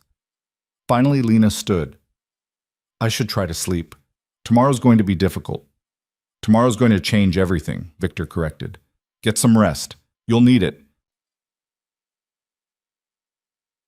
The Bellevue Hotel rose like a monument to old money, all marble columns and crystal chandeliers. Lena walked through the lobby at Victor's side, wearing clothes Iris had selected. Dark slacks, a silk blouse, professional but not submissive. Victor wore a charcoal suit that probably cost more than Lena's previous monthly salary, looking every inch the crime boss he was. Roman and 3 other guards flanked them, their expressions professionally neutral, their weapons concealed but undoubtedly present. A hotel manager met them at the elevator, his smile polished and empty. Mr. Vale, your party is waiting in the founder's room. If you'll follow me. They took the elevator to the 3rd floor, walked down a hallway decorated with paintings of Philadelphia's industrial past. The manager opened double doors onto a private dining room, then discreetly withdrew. Sean Donovan sat at the head of a long table, flanked by his own guards. He was exactly as he appeared in photographs. Silver hair, expensive suit, the kind of face that belonged on a corporate board or a political campaign. Except for his eyes, which tracked Lena with the cold calculation of a predator evaluating prey. Mr. Vale, Donovan said, his voice carrying the faint trace of an Irish accent smoothed by decades in America. Thank you for agreeing to meet. Mr. Donovan, Victor replied evenly. This is Lena Ward. Donovan's attention shifted fully to Lena. Miss Ward, you've caused me considerable trouble. You caused yourself trouble, Lena said, surprised by the steadiness of her own voice, when you decided to use me as a pawn in your money laundering operation. I've never met you before today. Any business arrangements were made through your fiancé, Mr. Calder, who opened accounts in my name without my knowledge or consent, Who forged my signatures and used my identity to move your dirty money? That's not a business arrangement. That's fraud. Donovan smiled thinly. A technical distinction. A legal distinction, Lena corrected. One that matters when federal prosecutors start looking at who should go to prison. You're very confident for someone who stole $40 million. I didn't steal anything, Lena said. I transferred money from accounts that bore my name, using biometric authentication that proved I was the legitimate account holder. Legally, that money was mine. Morally, it was stolen from people you extorted and hurt. I just redirected it somewhere it might actually do some good. Donovan's expression didn't change, but something flickered in his eyes. Reassessment, perhaps. You have fire. I'll give you that. But fire gets people burned. Only if they stand too close, Lena replied. Victor stepped in smoothly. Mr. Donovan, we're not here to debate ethics or legality. We're here to find a solution that serves everyone's interests. You want your money back. We want Miss Ward to be left alone. Those goals don't have to be mutually exclusive. I'm listening, Donovan said. Victor pulled a folder from his briefcase, slid it across the table. That's documentation showing that Ethan Calder has been systematically stealing from your organization for at least 4 years. The $40 million in the Ward accounts? That's just what we found. Based on these patterns, we estimate he's diverted somewhere between 80 and 100 million over the course of your partnership. Donovan opened the folder, began reading. His expression remained neutral, but Lena saw his jaw tighten slightly. These accounts, Donovan said after a moment, how do I know they're real? Check them yourself. The routing numbers are all there. Most of them are in Calder's name, some in his wife's maiden name, a few in shell companies he controls personally. Victor leaned back in his chair. He's been playing you, Mr. Donovan, using your trust to build his own fortune while you thought he was protecting yours. And you expect me to believe this out of the goodness of your heart? That you're not just trying to deflect blame? We expect you to believe it because it's true, Victor said, and because it makes more sense than the alternative. You think Miss Ward, a nurse who makes $40,000 a year, orchestrated a $40 million theft from your organization? Or is it more likely that the attorney who handled all your financial operations saw an opportunity and took it? Donovan looked at Lena. What's your stake in this? If the money's gone to your foundation, why do you care what I think happened? Because Ethan Calder tried to kill me, Lena said quietly. Because he spent 3 years using me as his insurance policy, his scapegoat, his disposable tool. And when I finally escaped, he came for my brother, tried to use him to force me back under his control. She leaned forward. I want him to face consequences, real consequences, the kind that come from powerful men realizing they've been betrayed. So yes, I have a stake. I want to watch him fall. Revenge, Donovan said. I can respect that. It's not just revenge. It's justice. The kind the courts won't give because Ethan knows how to manipulate the system. But you operate outside that system. You can deliver the kind of justice that actually sticks. Donovan studied her for a long moment. Then he turned back to Victor. Let's say I believe you. Let's say Calder has been stealing from me, and this evidence is legitimate. What exactly are you proposing? We give you everything we have on Calder, every account, every transaction, every piece of proof. You handle him however you see fit. In exchange, Miss Ward and her brother are off limits, permanently. No retaliation, no future claims on the foundation money, no attempts to drag her back into your world. And what about the $40 million that's already gone? Consider it the cost of learning you had a thief in your organization, Victor said. A cheaper lesson than letting Calder continue stealing for another 4 years. Donovan was quiet, his fingers drumming slowly on the table. The guards around the room stood motionless, tension crackling in the air like electricity before a storm. There's something else, Donovan finally said. Something you're not telling me. Victor raised an eyebrow. Such as? Why you care? You're not a good Samaritan, Mr. Vale. You're a businessman. You don't go to war with my organization over one woman unless there's something in it for you beyond simple profit. You're right, Victor admitted. I'm not a good Samaritan, but I am a man who keeps his word. And I gave Miss Ward my word that I'd protect her. In my world, that means something. In my world, too, Donovan said. But it doesn't explain why you gave your word in the first place. Victor was silent for a moment. Then, because 17 years ago, my parents were murdered by a man named Castellano, an Irish mob boss who killed them to cover up a crime they witnessed. And nobody helped.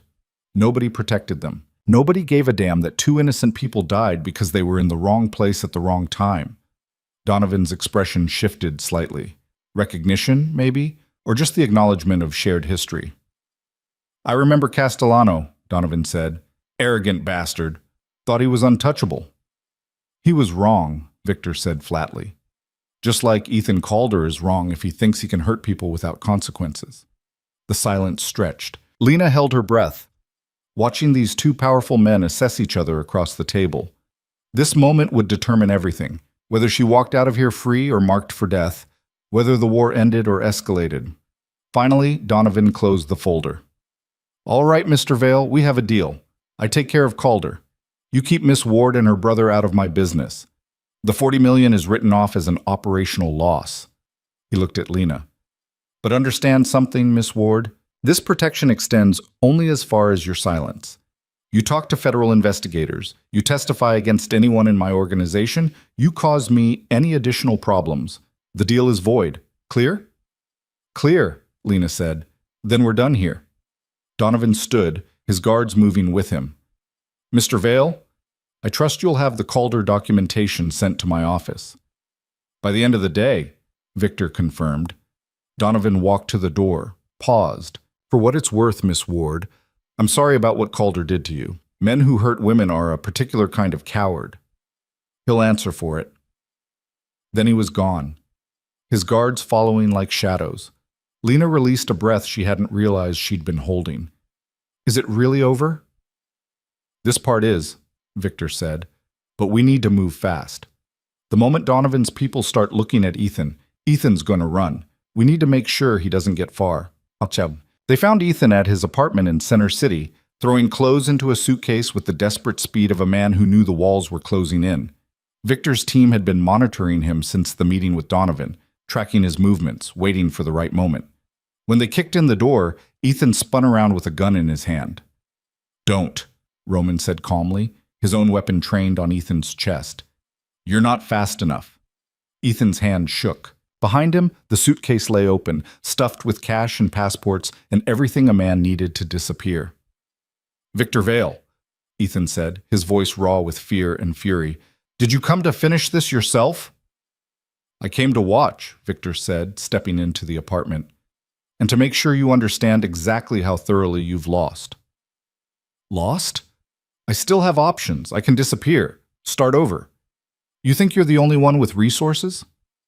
I think you're delusional, Victor said. I think you've spent so long manipulating people weaker than you that you forgot what happens when someone stronger plays the same game. Ethan's eyes found Lena standing behind Victor, and something ugly twisted his expression. You did this. You poisoned him against me, turned him into your attack dog. I told him the truth, Lena said, about what you did to me. What you've been doing to me for 3 years, that's all. I protected you, Ethan snarled. Gave you a life, and you threw it away for what? For him? For this criminal? I threw it away for myself, Lena said, because a life locked in an apartment with broken ribs isn't a life worth having. You're weak, Ethan spat. You've always been weak. That's why you needed me. No, Lena said quietly. I'm strong. I just didn't know it until I had to be. The sound of footsteps in the hallway made everyone tense, but it wasn't Victor's men. Sean Donovan walked into the apartment flanked by 2 guards, his expression calm and controlled. He looked at Ethan like someone examining an interesting insect. Mr. Calder, Donovan said pleasantly, we need to have a conversation about some accounting irregularities. Ethan's face went white. Mr. Donovan, I can explain. I'm sure you can. That's why we're going to take a drive together, discuss these matters privately. Donovan's smile didn't reach his eyes. Mr. Vale, thank you for the documentation. It was most illuminating. Victor nodded. Happy to help. Donovan's guards moved toward Ethan, who raised his gun with shaking hands. Stay back. I'll shoot. I swear I'll... Roman moved faster than Lena could track, disarming Ethan with brutal efficiency. The gun clattered to the floor. Ethan tried to struggle, but Donovan's men had him restrained within seconds. "Miss Ward," Donovan said, turning to Lena, "would you like to say anything to Mr. Calder before we leave?" Lena looked at the man who'd controlled her life for 3 years, who'd convinced her she was crazy, fragile, worthless, who'd broken her ribs and locked her in apartments and stolen her identity to build his fortune. She wanted to scream at him, wanted to hurt him the way he'd hurt her. Instead, she said, I forgive you." Ethan stared at her confused.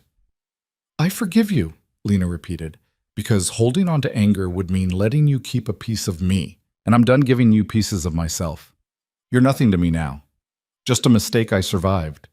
She turned and walked toward the door. Behind her, she heard Ethan shouting, struggling, begging. But his voice faded as she stepped into the hallway, as Victor fell into step beside her, as they left that apartment and that life behind. "That was generous," Victor said. "Telling him you forgive him." "It wasn't generosity," Lena replied. "It was freedom, the kind I couldn't have while I still hated him." They walked down the stairs out into the Philadelphia afternoon. The city stretched before them, full of possibility and danger and everything that came with starting over. "What happens now?" Lena asked.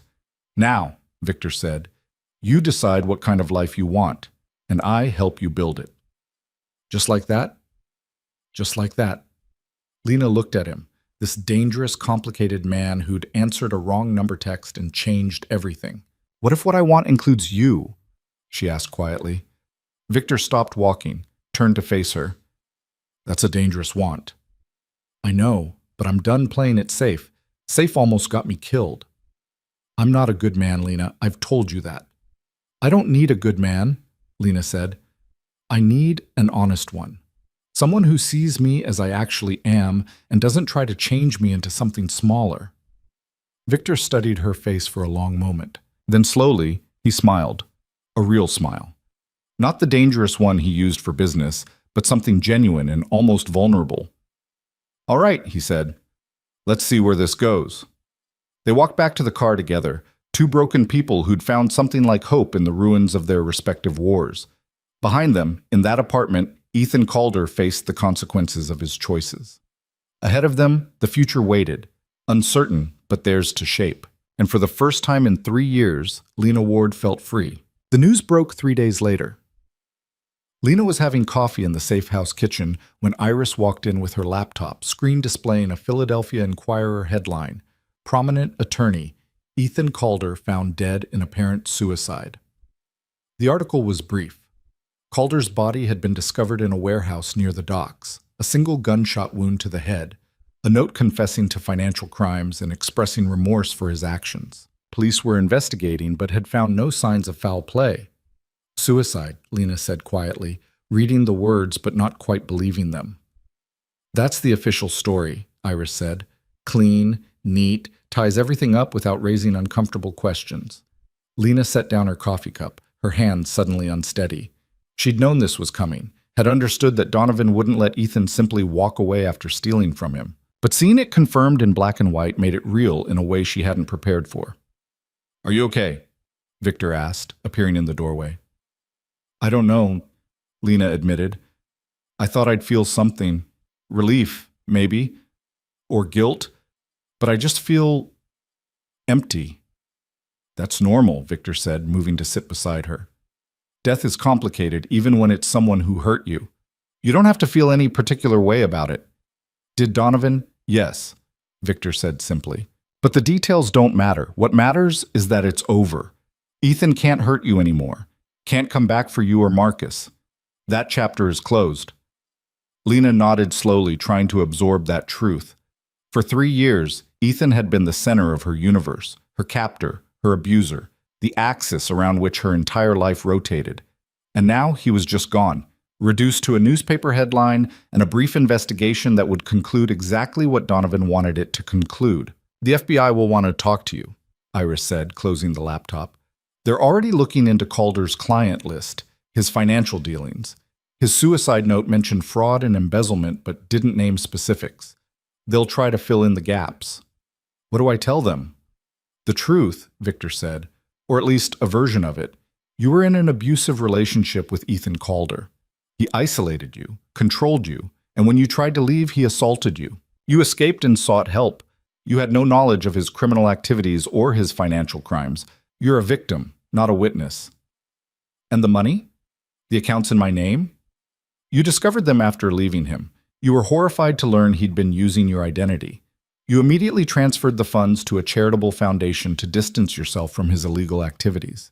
Everything you did was legal and documented. Victor met her eyes. It's the truth, Lena. Not the whole truth, but enough of it. Marcus appeared in the kitchen doorway, having clearly overheard the conversation. So that's it?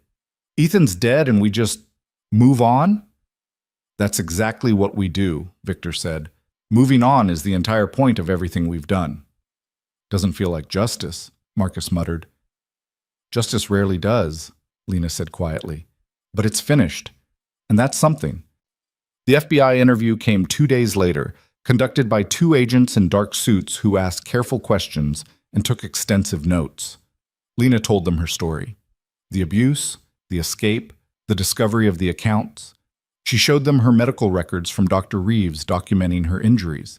She explained that she'd transferred the money to a foundation benefiting domestic violence survivors because she wanted something good to come from Ethan's crimes. The agents were sympathetic but thorough, pushing for details about Ethan's associates, his business practices, anything that might help their investigation into the broader criminal network he'd been part of.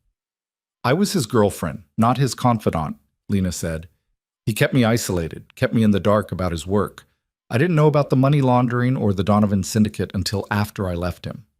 The Donovan Syndicate, Agent Morrison repeated, writing the name down. How did you learn about them? From the account documents, Lena said carefully. Some of the shell companies had connections to names I recognized from news articles about organized crime. I put the pieces together. And you weren't afraid, transferring money that belonged to a criminal organization? I was terrified, Lena said honestly, but I was more afraid of being dragged back into Ethan's world. I thought if the money was gone, if it was doing something good, maybe they'd have no reason to come after me. Risky strategy, Agent Morrison observed. Desperate strategy, Lena corrected. I was a woman with broken ribs and nowhere to go. I didn't have the luxury of careful planning. The agents exchanged glances. Agent Chen, the younger of the two, leaned forward. Miss Ward, are you aware that Sean Donovan is currently under federal investigation for racketeering, money laundering, and conspiracy to commit murder? I've seen the news, Lena said. And you wouldn't happen to know anything about Donovan's financial operations? Account numbers, business associates, anything that might assist our investigation? This was the dangerous question, the one where a wrong answer could shatter her protection. No, Lena said firmly. Like I said, I was Ethan's victim, not his partner. I don't know anything about Donovan's operations beyond what I've read in the papers. Agent Morrison studied her for a long moment. Then he closed his notebook. All right, Miss Ward, thank you for your cooperation. We may have follow-up questions as our investigation develops, but for now, you're free to go. Lena left the federal building with Victor waiting outside, his Mercedes idling at the curb. How did it go? He asked as she slid into the passenger seat. They were fishing, trying to see if I knew anything useful about Donovan's organization. I played the traumatized victim who just wanted to be left alone. Good, that's exactly what they needed to hear. Victor pulled into traffic. The syndicate investigation will take months, maybe years. By the time it goes to trial, if it goes to trial, you'll be long gone from this story. Will Donovan actually face charges? Unlikely, Victor admitted. Men like him have layers of protection, but the investigation will weaken him, distract him, keep him too busy to worry about you. That's all we need. They drove in silence for a while, the city passing by outside the windows. Philadelphia looked different to Lena now. Not the prison it had been under Ethan's control, but not quite home either. Somewhere in between, familiar and foreign at once. I've been thinking, she said carefully, about what comes next. And? I can't stay here, in this city, in this life. There are too many ghosts, too many memories. I need to start over somewhere new. Victor nodded slowly. I figured you might feel that way. Where are you thinking? The foundation needs oversight, Lena said. Someone to make sure the money's actually helping people, that the programs are effective, that we're reaching women who need it most. I thought I might do that. Travel to different cities, visit the shelters we're funding, meet the women we're helping. That would put you on the road constantly. No permanent home, no stability. Maybe that's what I need right now. Maybe stability comes later, after I've figured out who I am when I'm not running or hiding. And Marcus? He wants to stay in Philadelphia. It's his home, his band is here, his life. I can't ask him to give that up because I need to leave. Lena turned to look at Victor. But I'd like him to have protection. Just in case.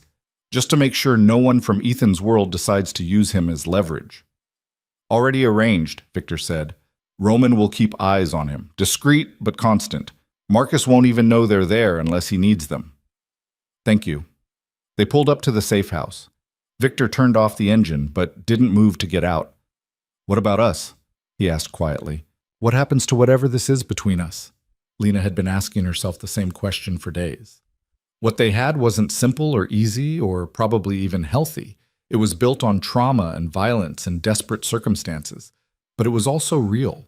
More real than anything she'd felt in years. I don't know, she admitted. I care about you. More than I probably should, given everything. But I also need time to figure out who I am outside of relationships that define me. Does that make sense? Perfect sense, Victor said. Take your time. Travel. Help people. Build something that's yours. I'll be here when you're ready to come back. If you're ready to come back. And if I'm not, then I'll have known you for a few intense weeks and been grateful for the experience. He smiled, that genuine smile that was so different from his business face. But I think you'll come back, eventually. People always come back to Philadelphia. It's that kind of city. Is that your way of saying you'll miss me? That's my way of saying I already miss you, and you haven't even left yet. Lena leaned across the console and kissed him. It was soft and careful and full of everything they weren't saying. When she pulled back, Victor's eyes were dark with emotion. I'll come back, she said. Maybe not tomorrow or next month, but eventually. When I found myself. When I'm whole instead of just healing. I'll be waiting, Victor said. Bopam. 2 weeks later, Lena stood in the departure terminal at Philadelphia International Airport with a single suitcase and a backpack full of everything she needed to start over. Marcus hugged her tight, being careful of her ribs even though they'd finally healed. You call me, every week. I don't care if you're in Alaska or France or wherever the Foundation sends you. You call. I promise, Lena said. And you stay safe. Listen to Roman's guys if they tell you something's wrong. I still think it's weird having bodyguards I can't see. That's the point. They're protection, not prison guards. You won't even notice them. Iris was there too, having become something like a friend over the past few weeks. She handed Lena a phone. Encrypted, untraceable. All the Foundation's information is loaded, plus contact numbers for everyone you might need. And a few things that aren't strictly legal, but might be useful in emergencies. Like what? Like access to databases that technically require federal authorization, and security protocols that technically constitute hacking, and a few other things I'm not going to mention in an airport. Iris smiled. Just in case you run into trouble and need information fast. Thank you, Lena said, hugging her, for everything. Victor was waiting near the security checkpoint, maintaining distance since airports had cameras everywhere and he preferred not to be photographed with people boarding flights. Last chance to change your mind, he said when Lena approached. Not changing my mind, Lena replied, but I am going to miss you. Good. Miss me enough to come back eventually. Where am I going first? Seattle. There's a women's shelter there that received funding from the Foundation. They're expecting you next week. After that, it's up to you. Portland, San Francisco, Denver, wherever you think you can do the most good. Lena nodded, committing the plan to memory. And you? What will you be doing while I'm gone? Running my empire. Avoiding federal investigations. The usual. Victor's expression softened. And thinking about you. Wondering if you're safe, hoping you're happy. I'll be both, Lena promised. Or I'll try to be anyway. The boarding announcement for her flight echoed through the terminal. Last call. I should go, Lena said. You should, Victor agreed. But neither of them moved. Finally, Lena stood on her toes and kissed him one more time. Thank you for answering that text. For coming to find me. For everything. Thank you for sending it to the wrong number, Victor replied. Best mistake I ever received. Lena picked up her suitcase and walked towards security. At the checkpoint, she turned back one last time. Victor was still standing there, watching her go, his hands in his pockets, looking more alone than she'd ever seen him. She waved, he nodded, and then she walked through security and into whatever came next. The first shelter Lena visited was in a converted church in Seattle's Capitol Hill neighborhood.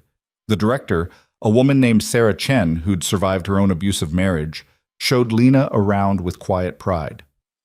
We can house 20 women at a time, Sarah explained, walking through dormitory-style rooms with bunk beds and donated furniture.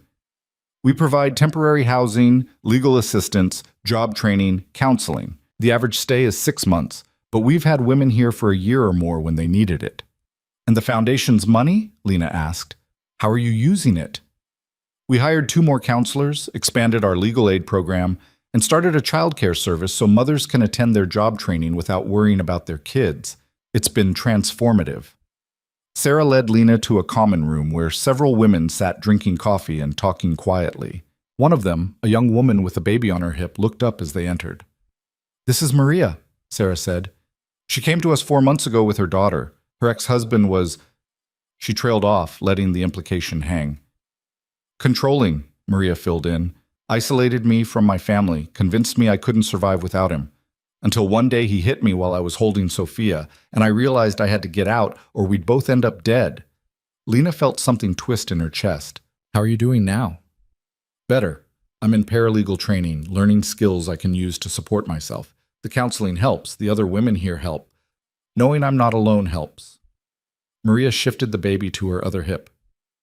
Sarah said you're the one who funded the expansion, the new programs. I redirected some money, Lena said.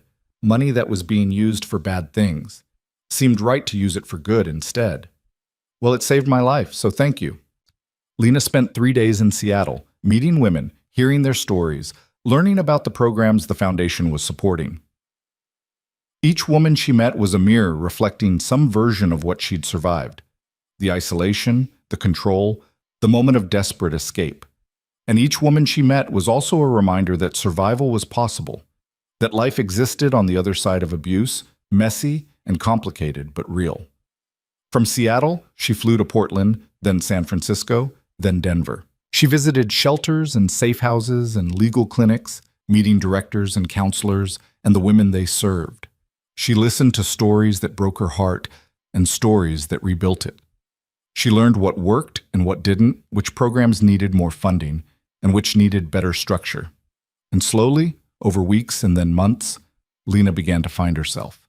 Not the woman she'd been before Ethan. That version was gone, shaped by years of normalcy that seemed impossibly distant now. And not the broken woman Victor had carried from that apartment, though pieces of her lingered in unexpected moments of fear or doubt. Someone new. Someone stronger and more complicated. Someone who understood darkness but chose light anyway. Someone who'd survived hell and decided to use that survival to help others escape their own hells. She called Marcus every Sunday, hearing about his band's gigs and his new girlfriend and the normalcy of his life that felt both comforting and alien. She texted Iris occasionally, asking for information or advice about programs and logistics.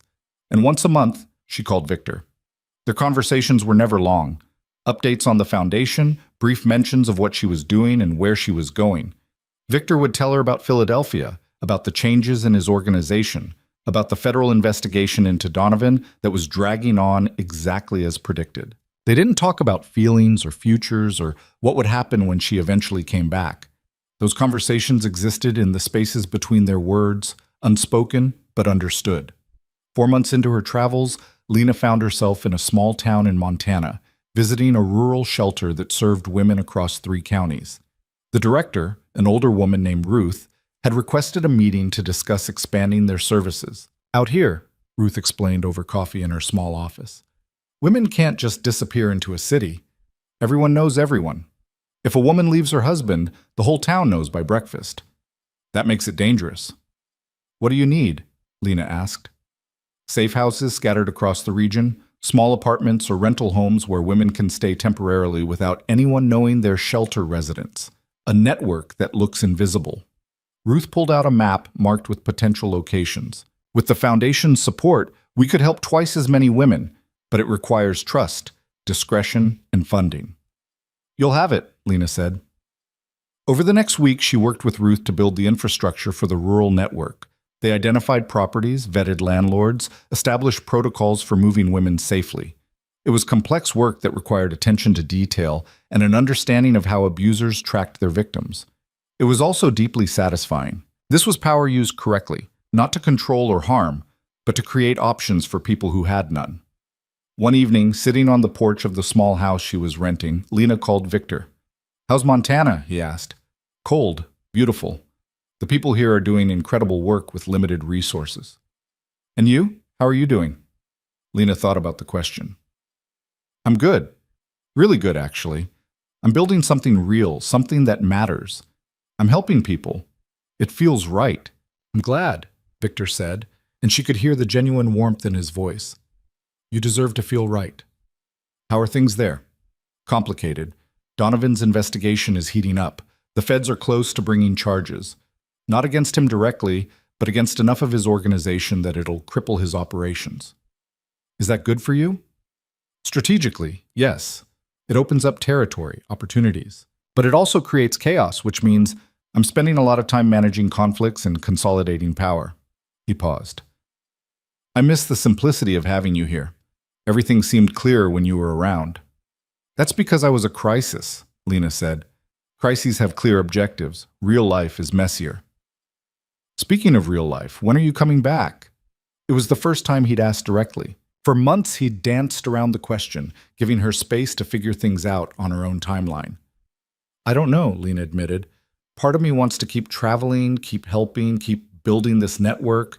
But another part," she trailed off, unsure how to articulate the growing certainty that she was ready to stop running, ready to plant roots somewhere. "Another part wants to come home," Victor finished quietly. "Is Philadelphia home?" Lena asked. "After everything that happened there?" "Home is wherever you decide it is. But yes, I'd like to think Philadelphia could be home. For both of us. When you're ready." Lena watched the Montana sky turn purple and gold, the mountains' dark silhouettes against the sunset. She thought about all the places she'd been in the past 4 months, all the women she'd met, all the versions of herself she'd tried on like borrowed clothes. "I'll be back," she said. "Soon. Maybe a month, maybe 6 weeks. I have a few more shelters to visit, a few more programs to evaluate, but then I'm coming back." "I'll be here," Victor said. "I know you will," Lena replied. "That's the part I'm counting on." She returned to Philadelphia on a Tuesday in late spring, 6 months after she'd left. The city smelled like rain and blooming trees, familiar and foreign at once. Lena took a cab from the airport to an address Victor had sent her. Not the safe house, but a brownstone in a quiet neighborhood she didn't recognize. Victor was waiting on the front steps, looking exactly as she remembered. Dark hair, sharp features, expensive clothes. But something in his expression had softened, or maybe she was just seeing him differently now. "Welcome home," he said as she approached. "Is it home?" Lena asked, gesturing to the brownstone. "Could be, if you want it to be." Victor stood, led her up the steps. "I bought this place 3 months ago. Thought maybe you'd like something that wasn't tied to the criminal empire. Somewhere normal, clean." He unlocked the door and led her inside. The brownstone was beautiful. Hardwood floors, high ceilings, large windows letting in afternoon light. It was furnished but not decorated, like a space waiting for someone to make it theirs. There's a bedroom upstairs, office space if you want to work from home, a kitchen that's actually designed for cooking instead of just heating takeout. Victor watched her take it all in. "No pressure. If you want to find your own place, I understand, but I thought I'd offer." "It's perfect," Lena said quietly. "But Victor, I can't afford—" "It's yours, free and clear. Consider it back payment for the $40 million you redirected away from my potential acquisition." "You weren't going to take that money." "No," Victor admitted. "But I'm taking the excuse to give you something that might make you stay." Lena walked through the brownstone, touching walls and door frames, imagining what it would be like to actually live here. To have a home that was hers, not Ethan's, not a temporary shelter, not a hotel room in a city she'd leave next week. "What changed?" she asked, returning to where Victor stood in the living room. "You've never offered me anything this permanent before." "You changed," Victor said simply. "6 months ago, you needed to figure out who you were, needed space and distance and independence. I gave you that because it was what you needed.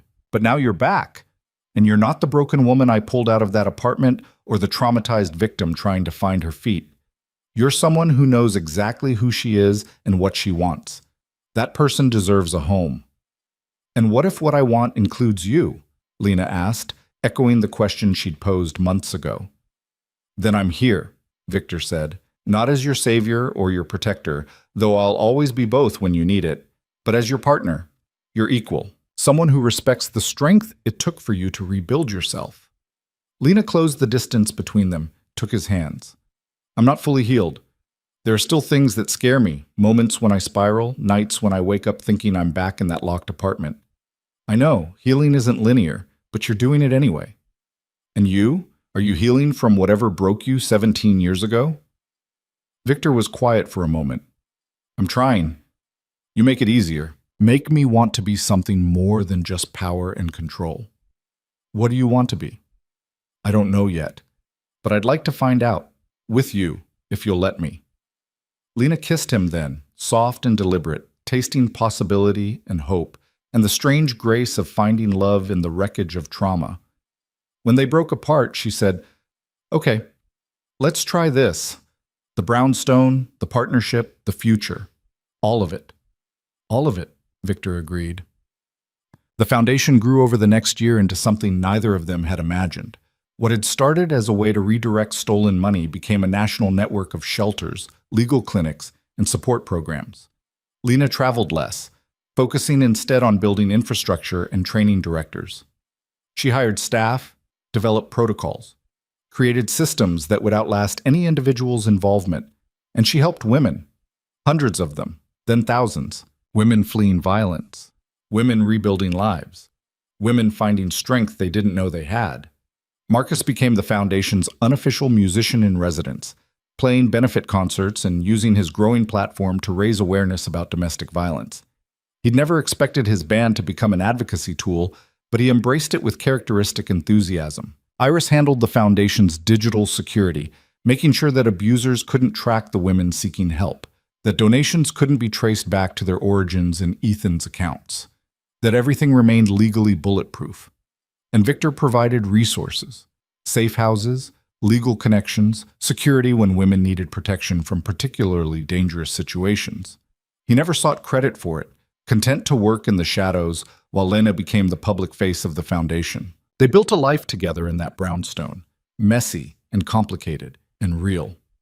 They argued about how much risk Victor's involvement brought, about whether she was doing enough to protect herself, about his reluctance to fully leave the criminal world and her reluctance to fully accept what he did when she wasn't looking. But they also laughed together, cooked together, stayed up late talking about everything and nothing. They learned each other's rhythms and wounds and the small kindnesses that made hard days bearable. Lena started therapy, finally unpacking the 3 years with Ethan in a way that didn't involve just surviving. She learned about trauma responses and attachment patterns and the 1,000 small ways abuse rewires your brain. It was painful work, excavating memories she'd rather forget, but it was necessary. Victor never went to therapy, claimed he didn't need it, that he'd processed his trauma by building an empire and destroying his enemies. But Lena noticed subtle changes. He delegated more, trusted his people better, found ways to solve problems that didn't always require violence. The federal investigation into the Donovan syndicate finally culminated in a massive RICO trial. Sean Donovan himself was never charged. His lawyers had built walls of plausible deniability too thick to penetrate, but 15 of his top associates were convicted, including the men who'd handled his money laundering operations. The syndicate collapsed from within, fracturing into smaller organizations that fought over territory and resources. Victor absorbed some of that chaos, expanding his influence while maintaining the careful distance from violence that kept federal attention elsewhere.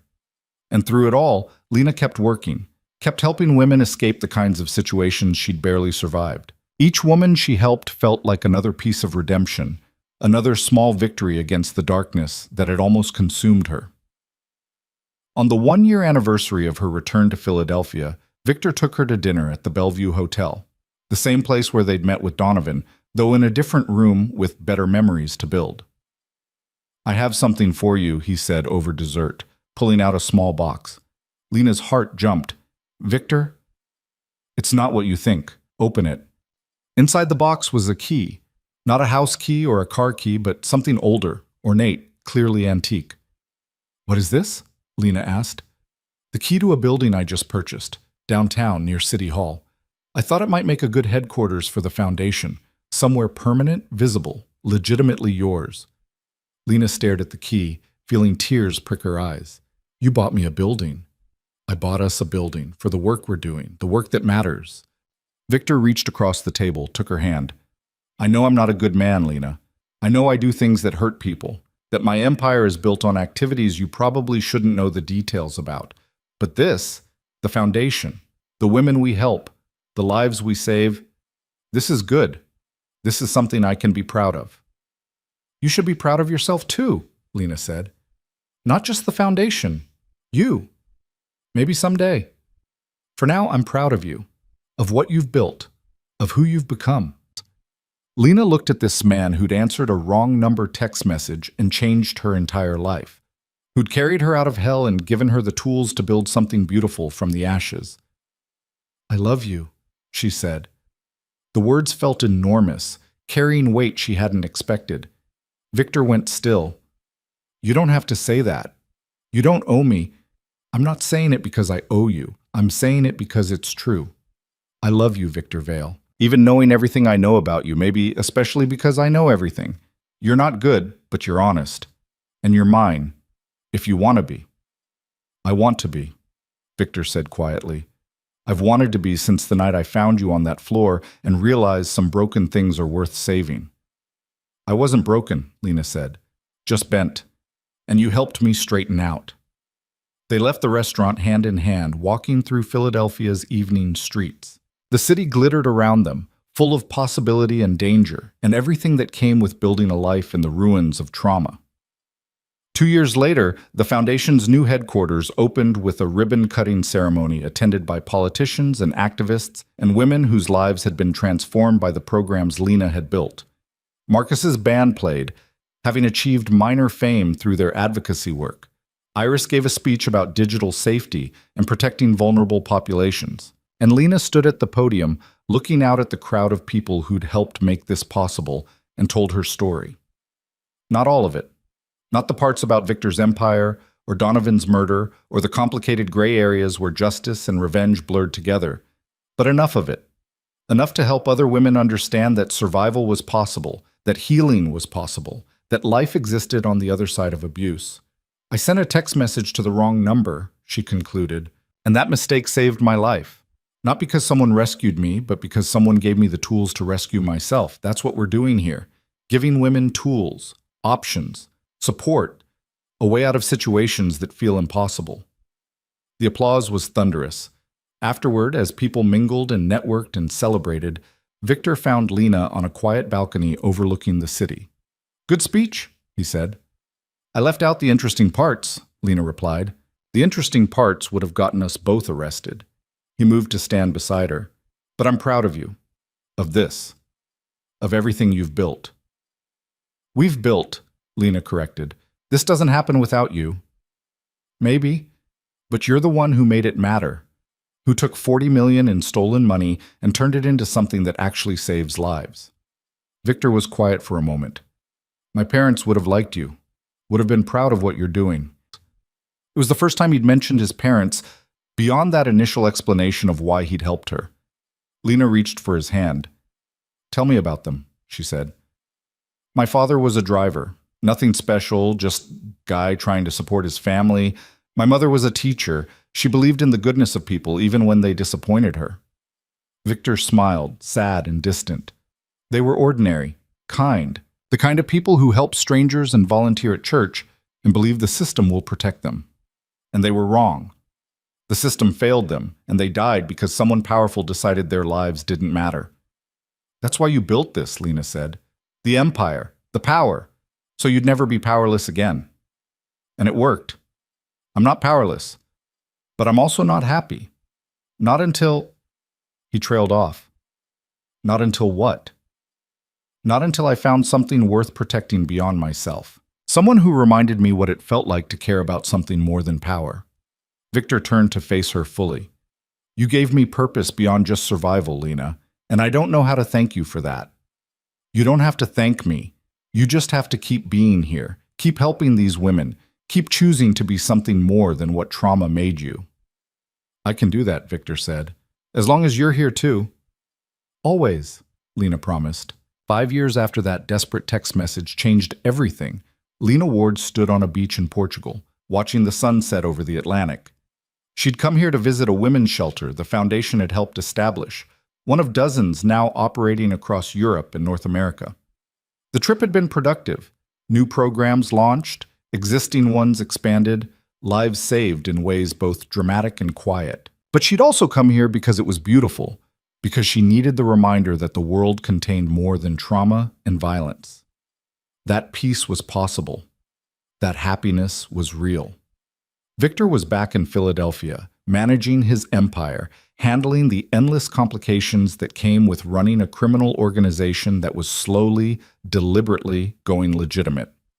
It was a long process, turning dirty money clean, building businesses that operated in the light instead of the shadows. But he was doing it, step by careful step, for reasons that included but extended beyond her. Her phone buzzed. A text from Marcus. Foundation just hit $100 million in total funding. Mom and Dad would be so proud of you. Lena smiled, typing back. They'd be proud of both of us. Another text, this one from Victor. Buildings quiet without you. When are you coming home? She looked at the sunset, at the endless ocean, at the beautiful world she'd almost left behind that night in the locked apartment. Then she typed, Soon. I'm ready to come home. And she was. Ready for home, for partnership, for a life built on something more than survival. Ready to be not just the woman who'd escaped, but the woman who'd thrived, who'd taken her worst moment and transformed it into purpose. The sun dipped below the horizon, painting the sky in shades of gold and crimson. Lena Ward had been broken, had been invisible, had been dying on a freezing floor with 3% battery and no hope. But a wrong digit had reached the right person. And everything that came after, the pain, the healing, the foundation, the love, the purpose, was what happened when someone chose to answer, when survival became life, when trauma became transformation. She booked her flight home, to Philadelphia, to Victor, to the brownstone and the foundation and the work that mattered, to the life she'd built from the ashes of the one that had tried to kill her. And as the Portuguese sky faded to purple and stars began to emerge, Lena felt something she hadn't felt in years, maybe hadn't felt ever. Peace. Not the absence of pain, but the presence of purpose. Not the erasure of trauma, but the transformation of it into something that helped others survive their own. One wrong digit had reached the only man who would actually come, and that mistake had become the best thing that ever happened to both of them.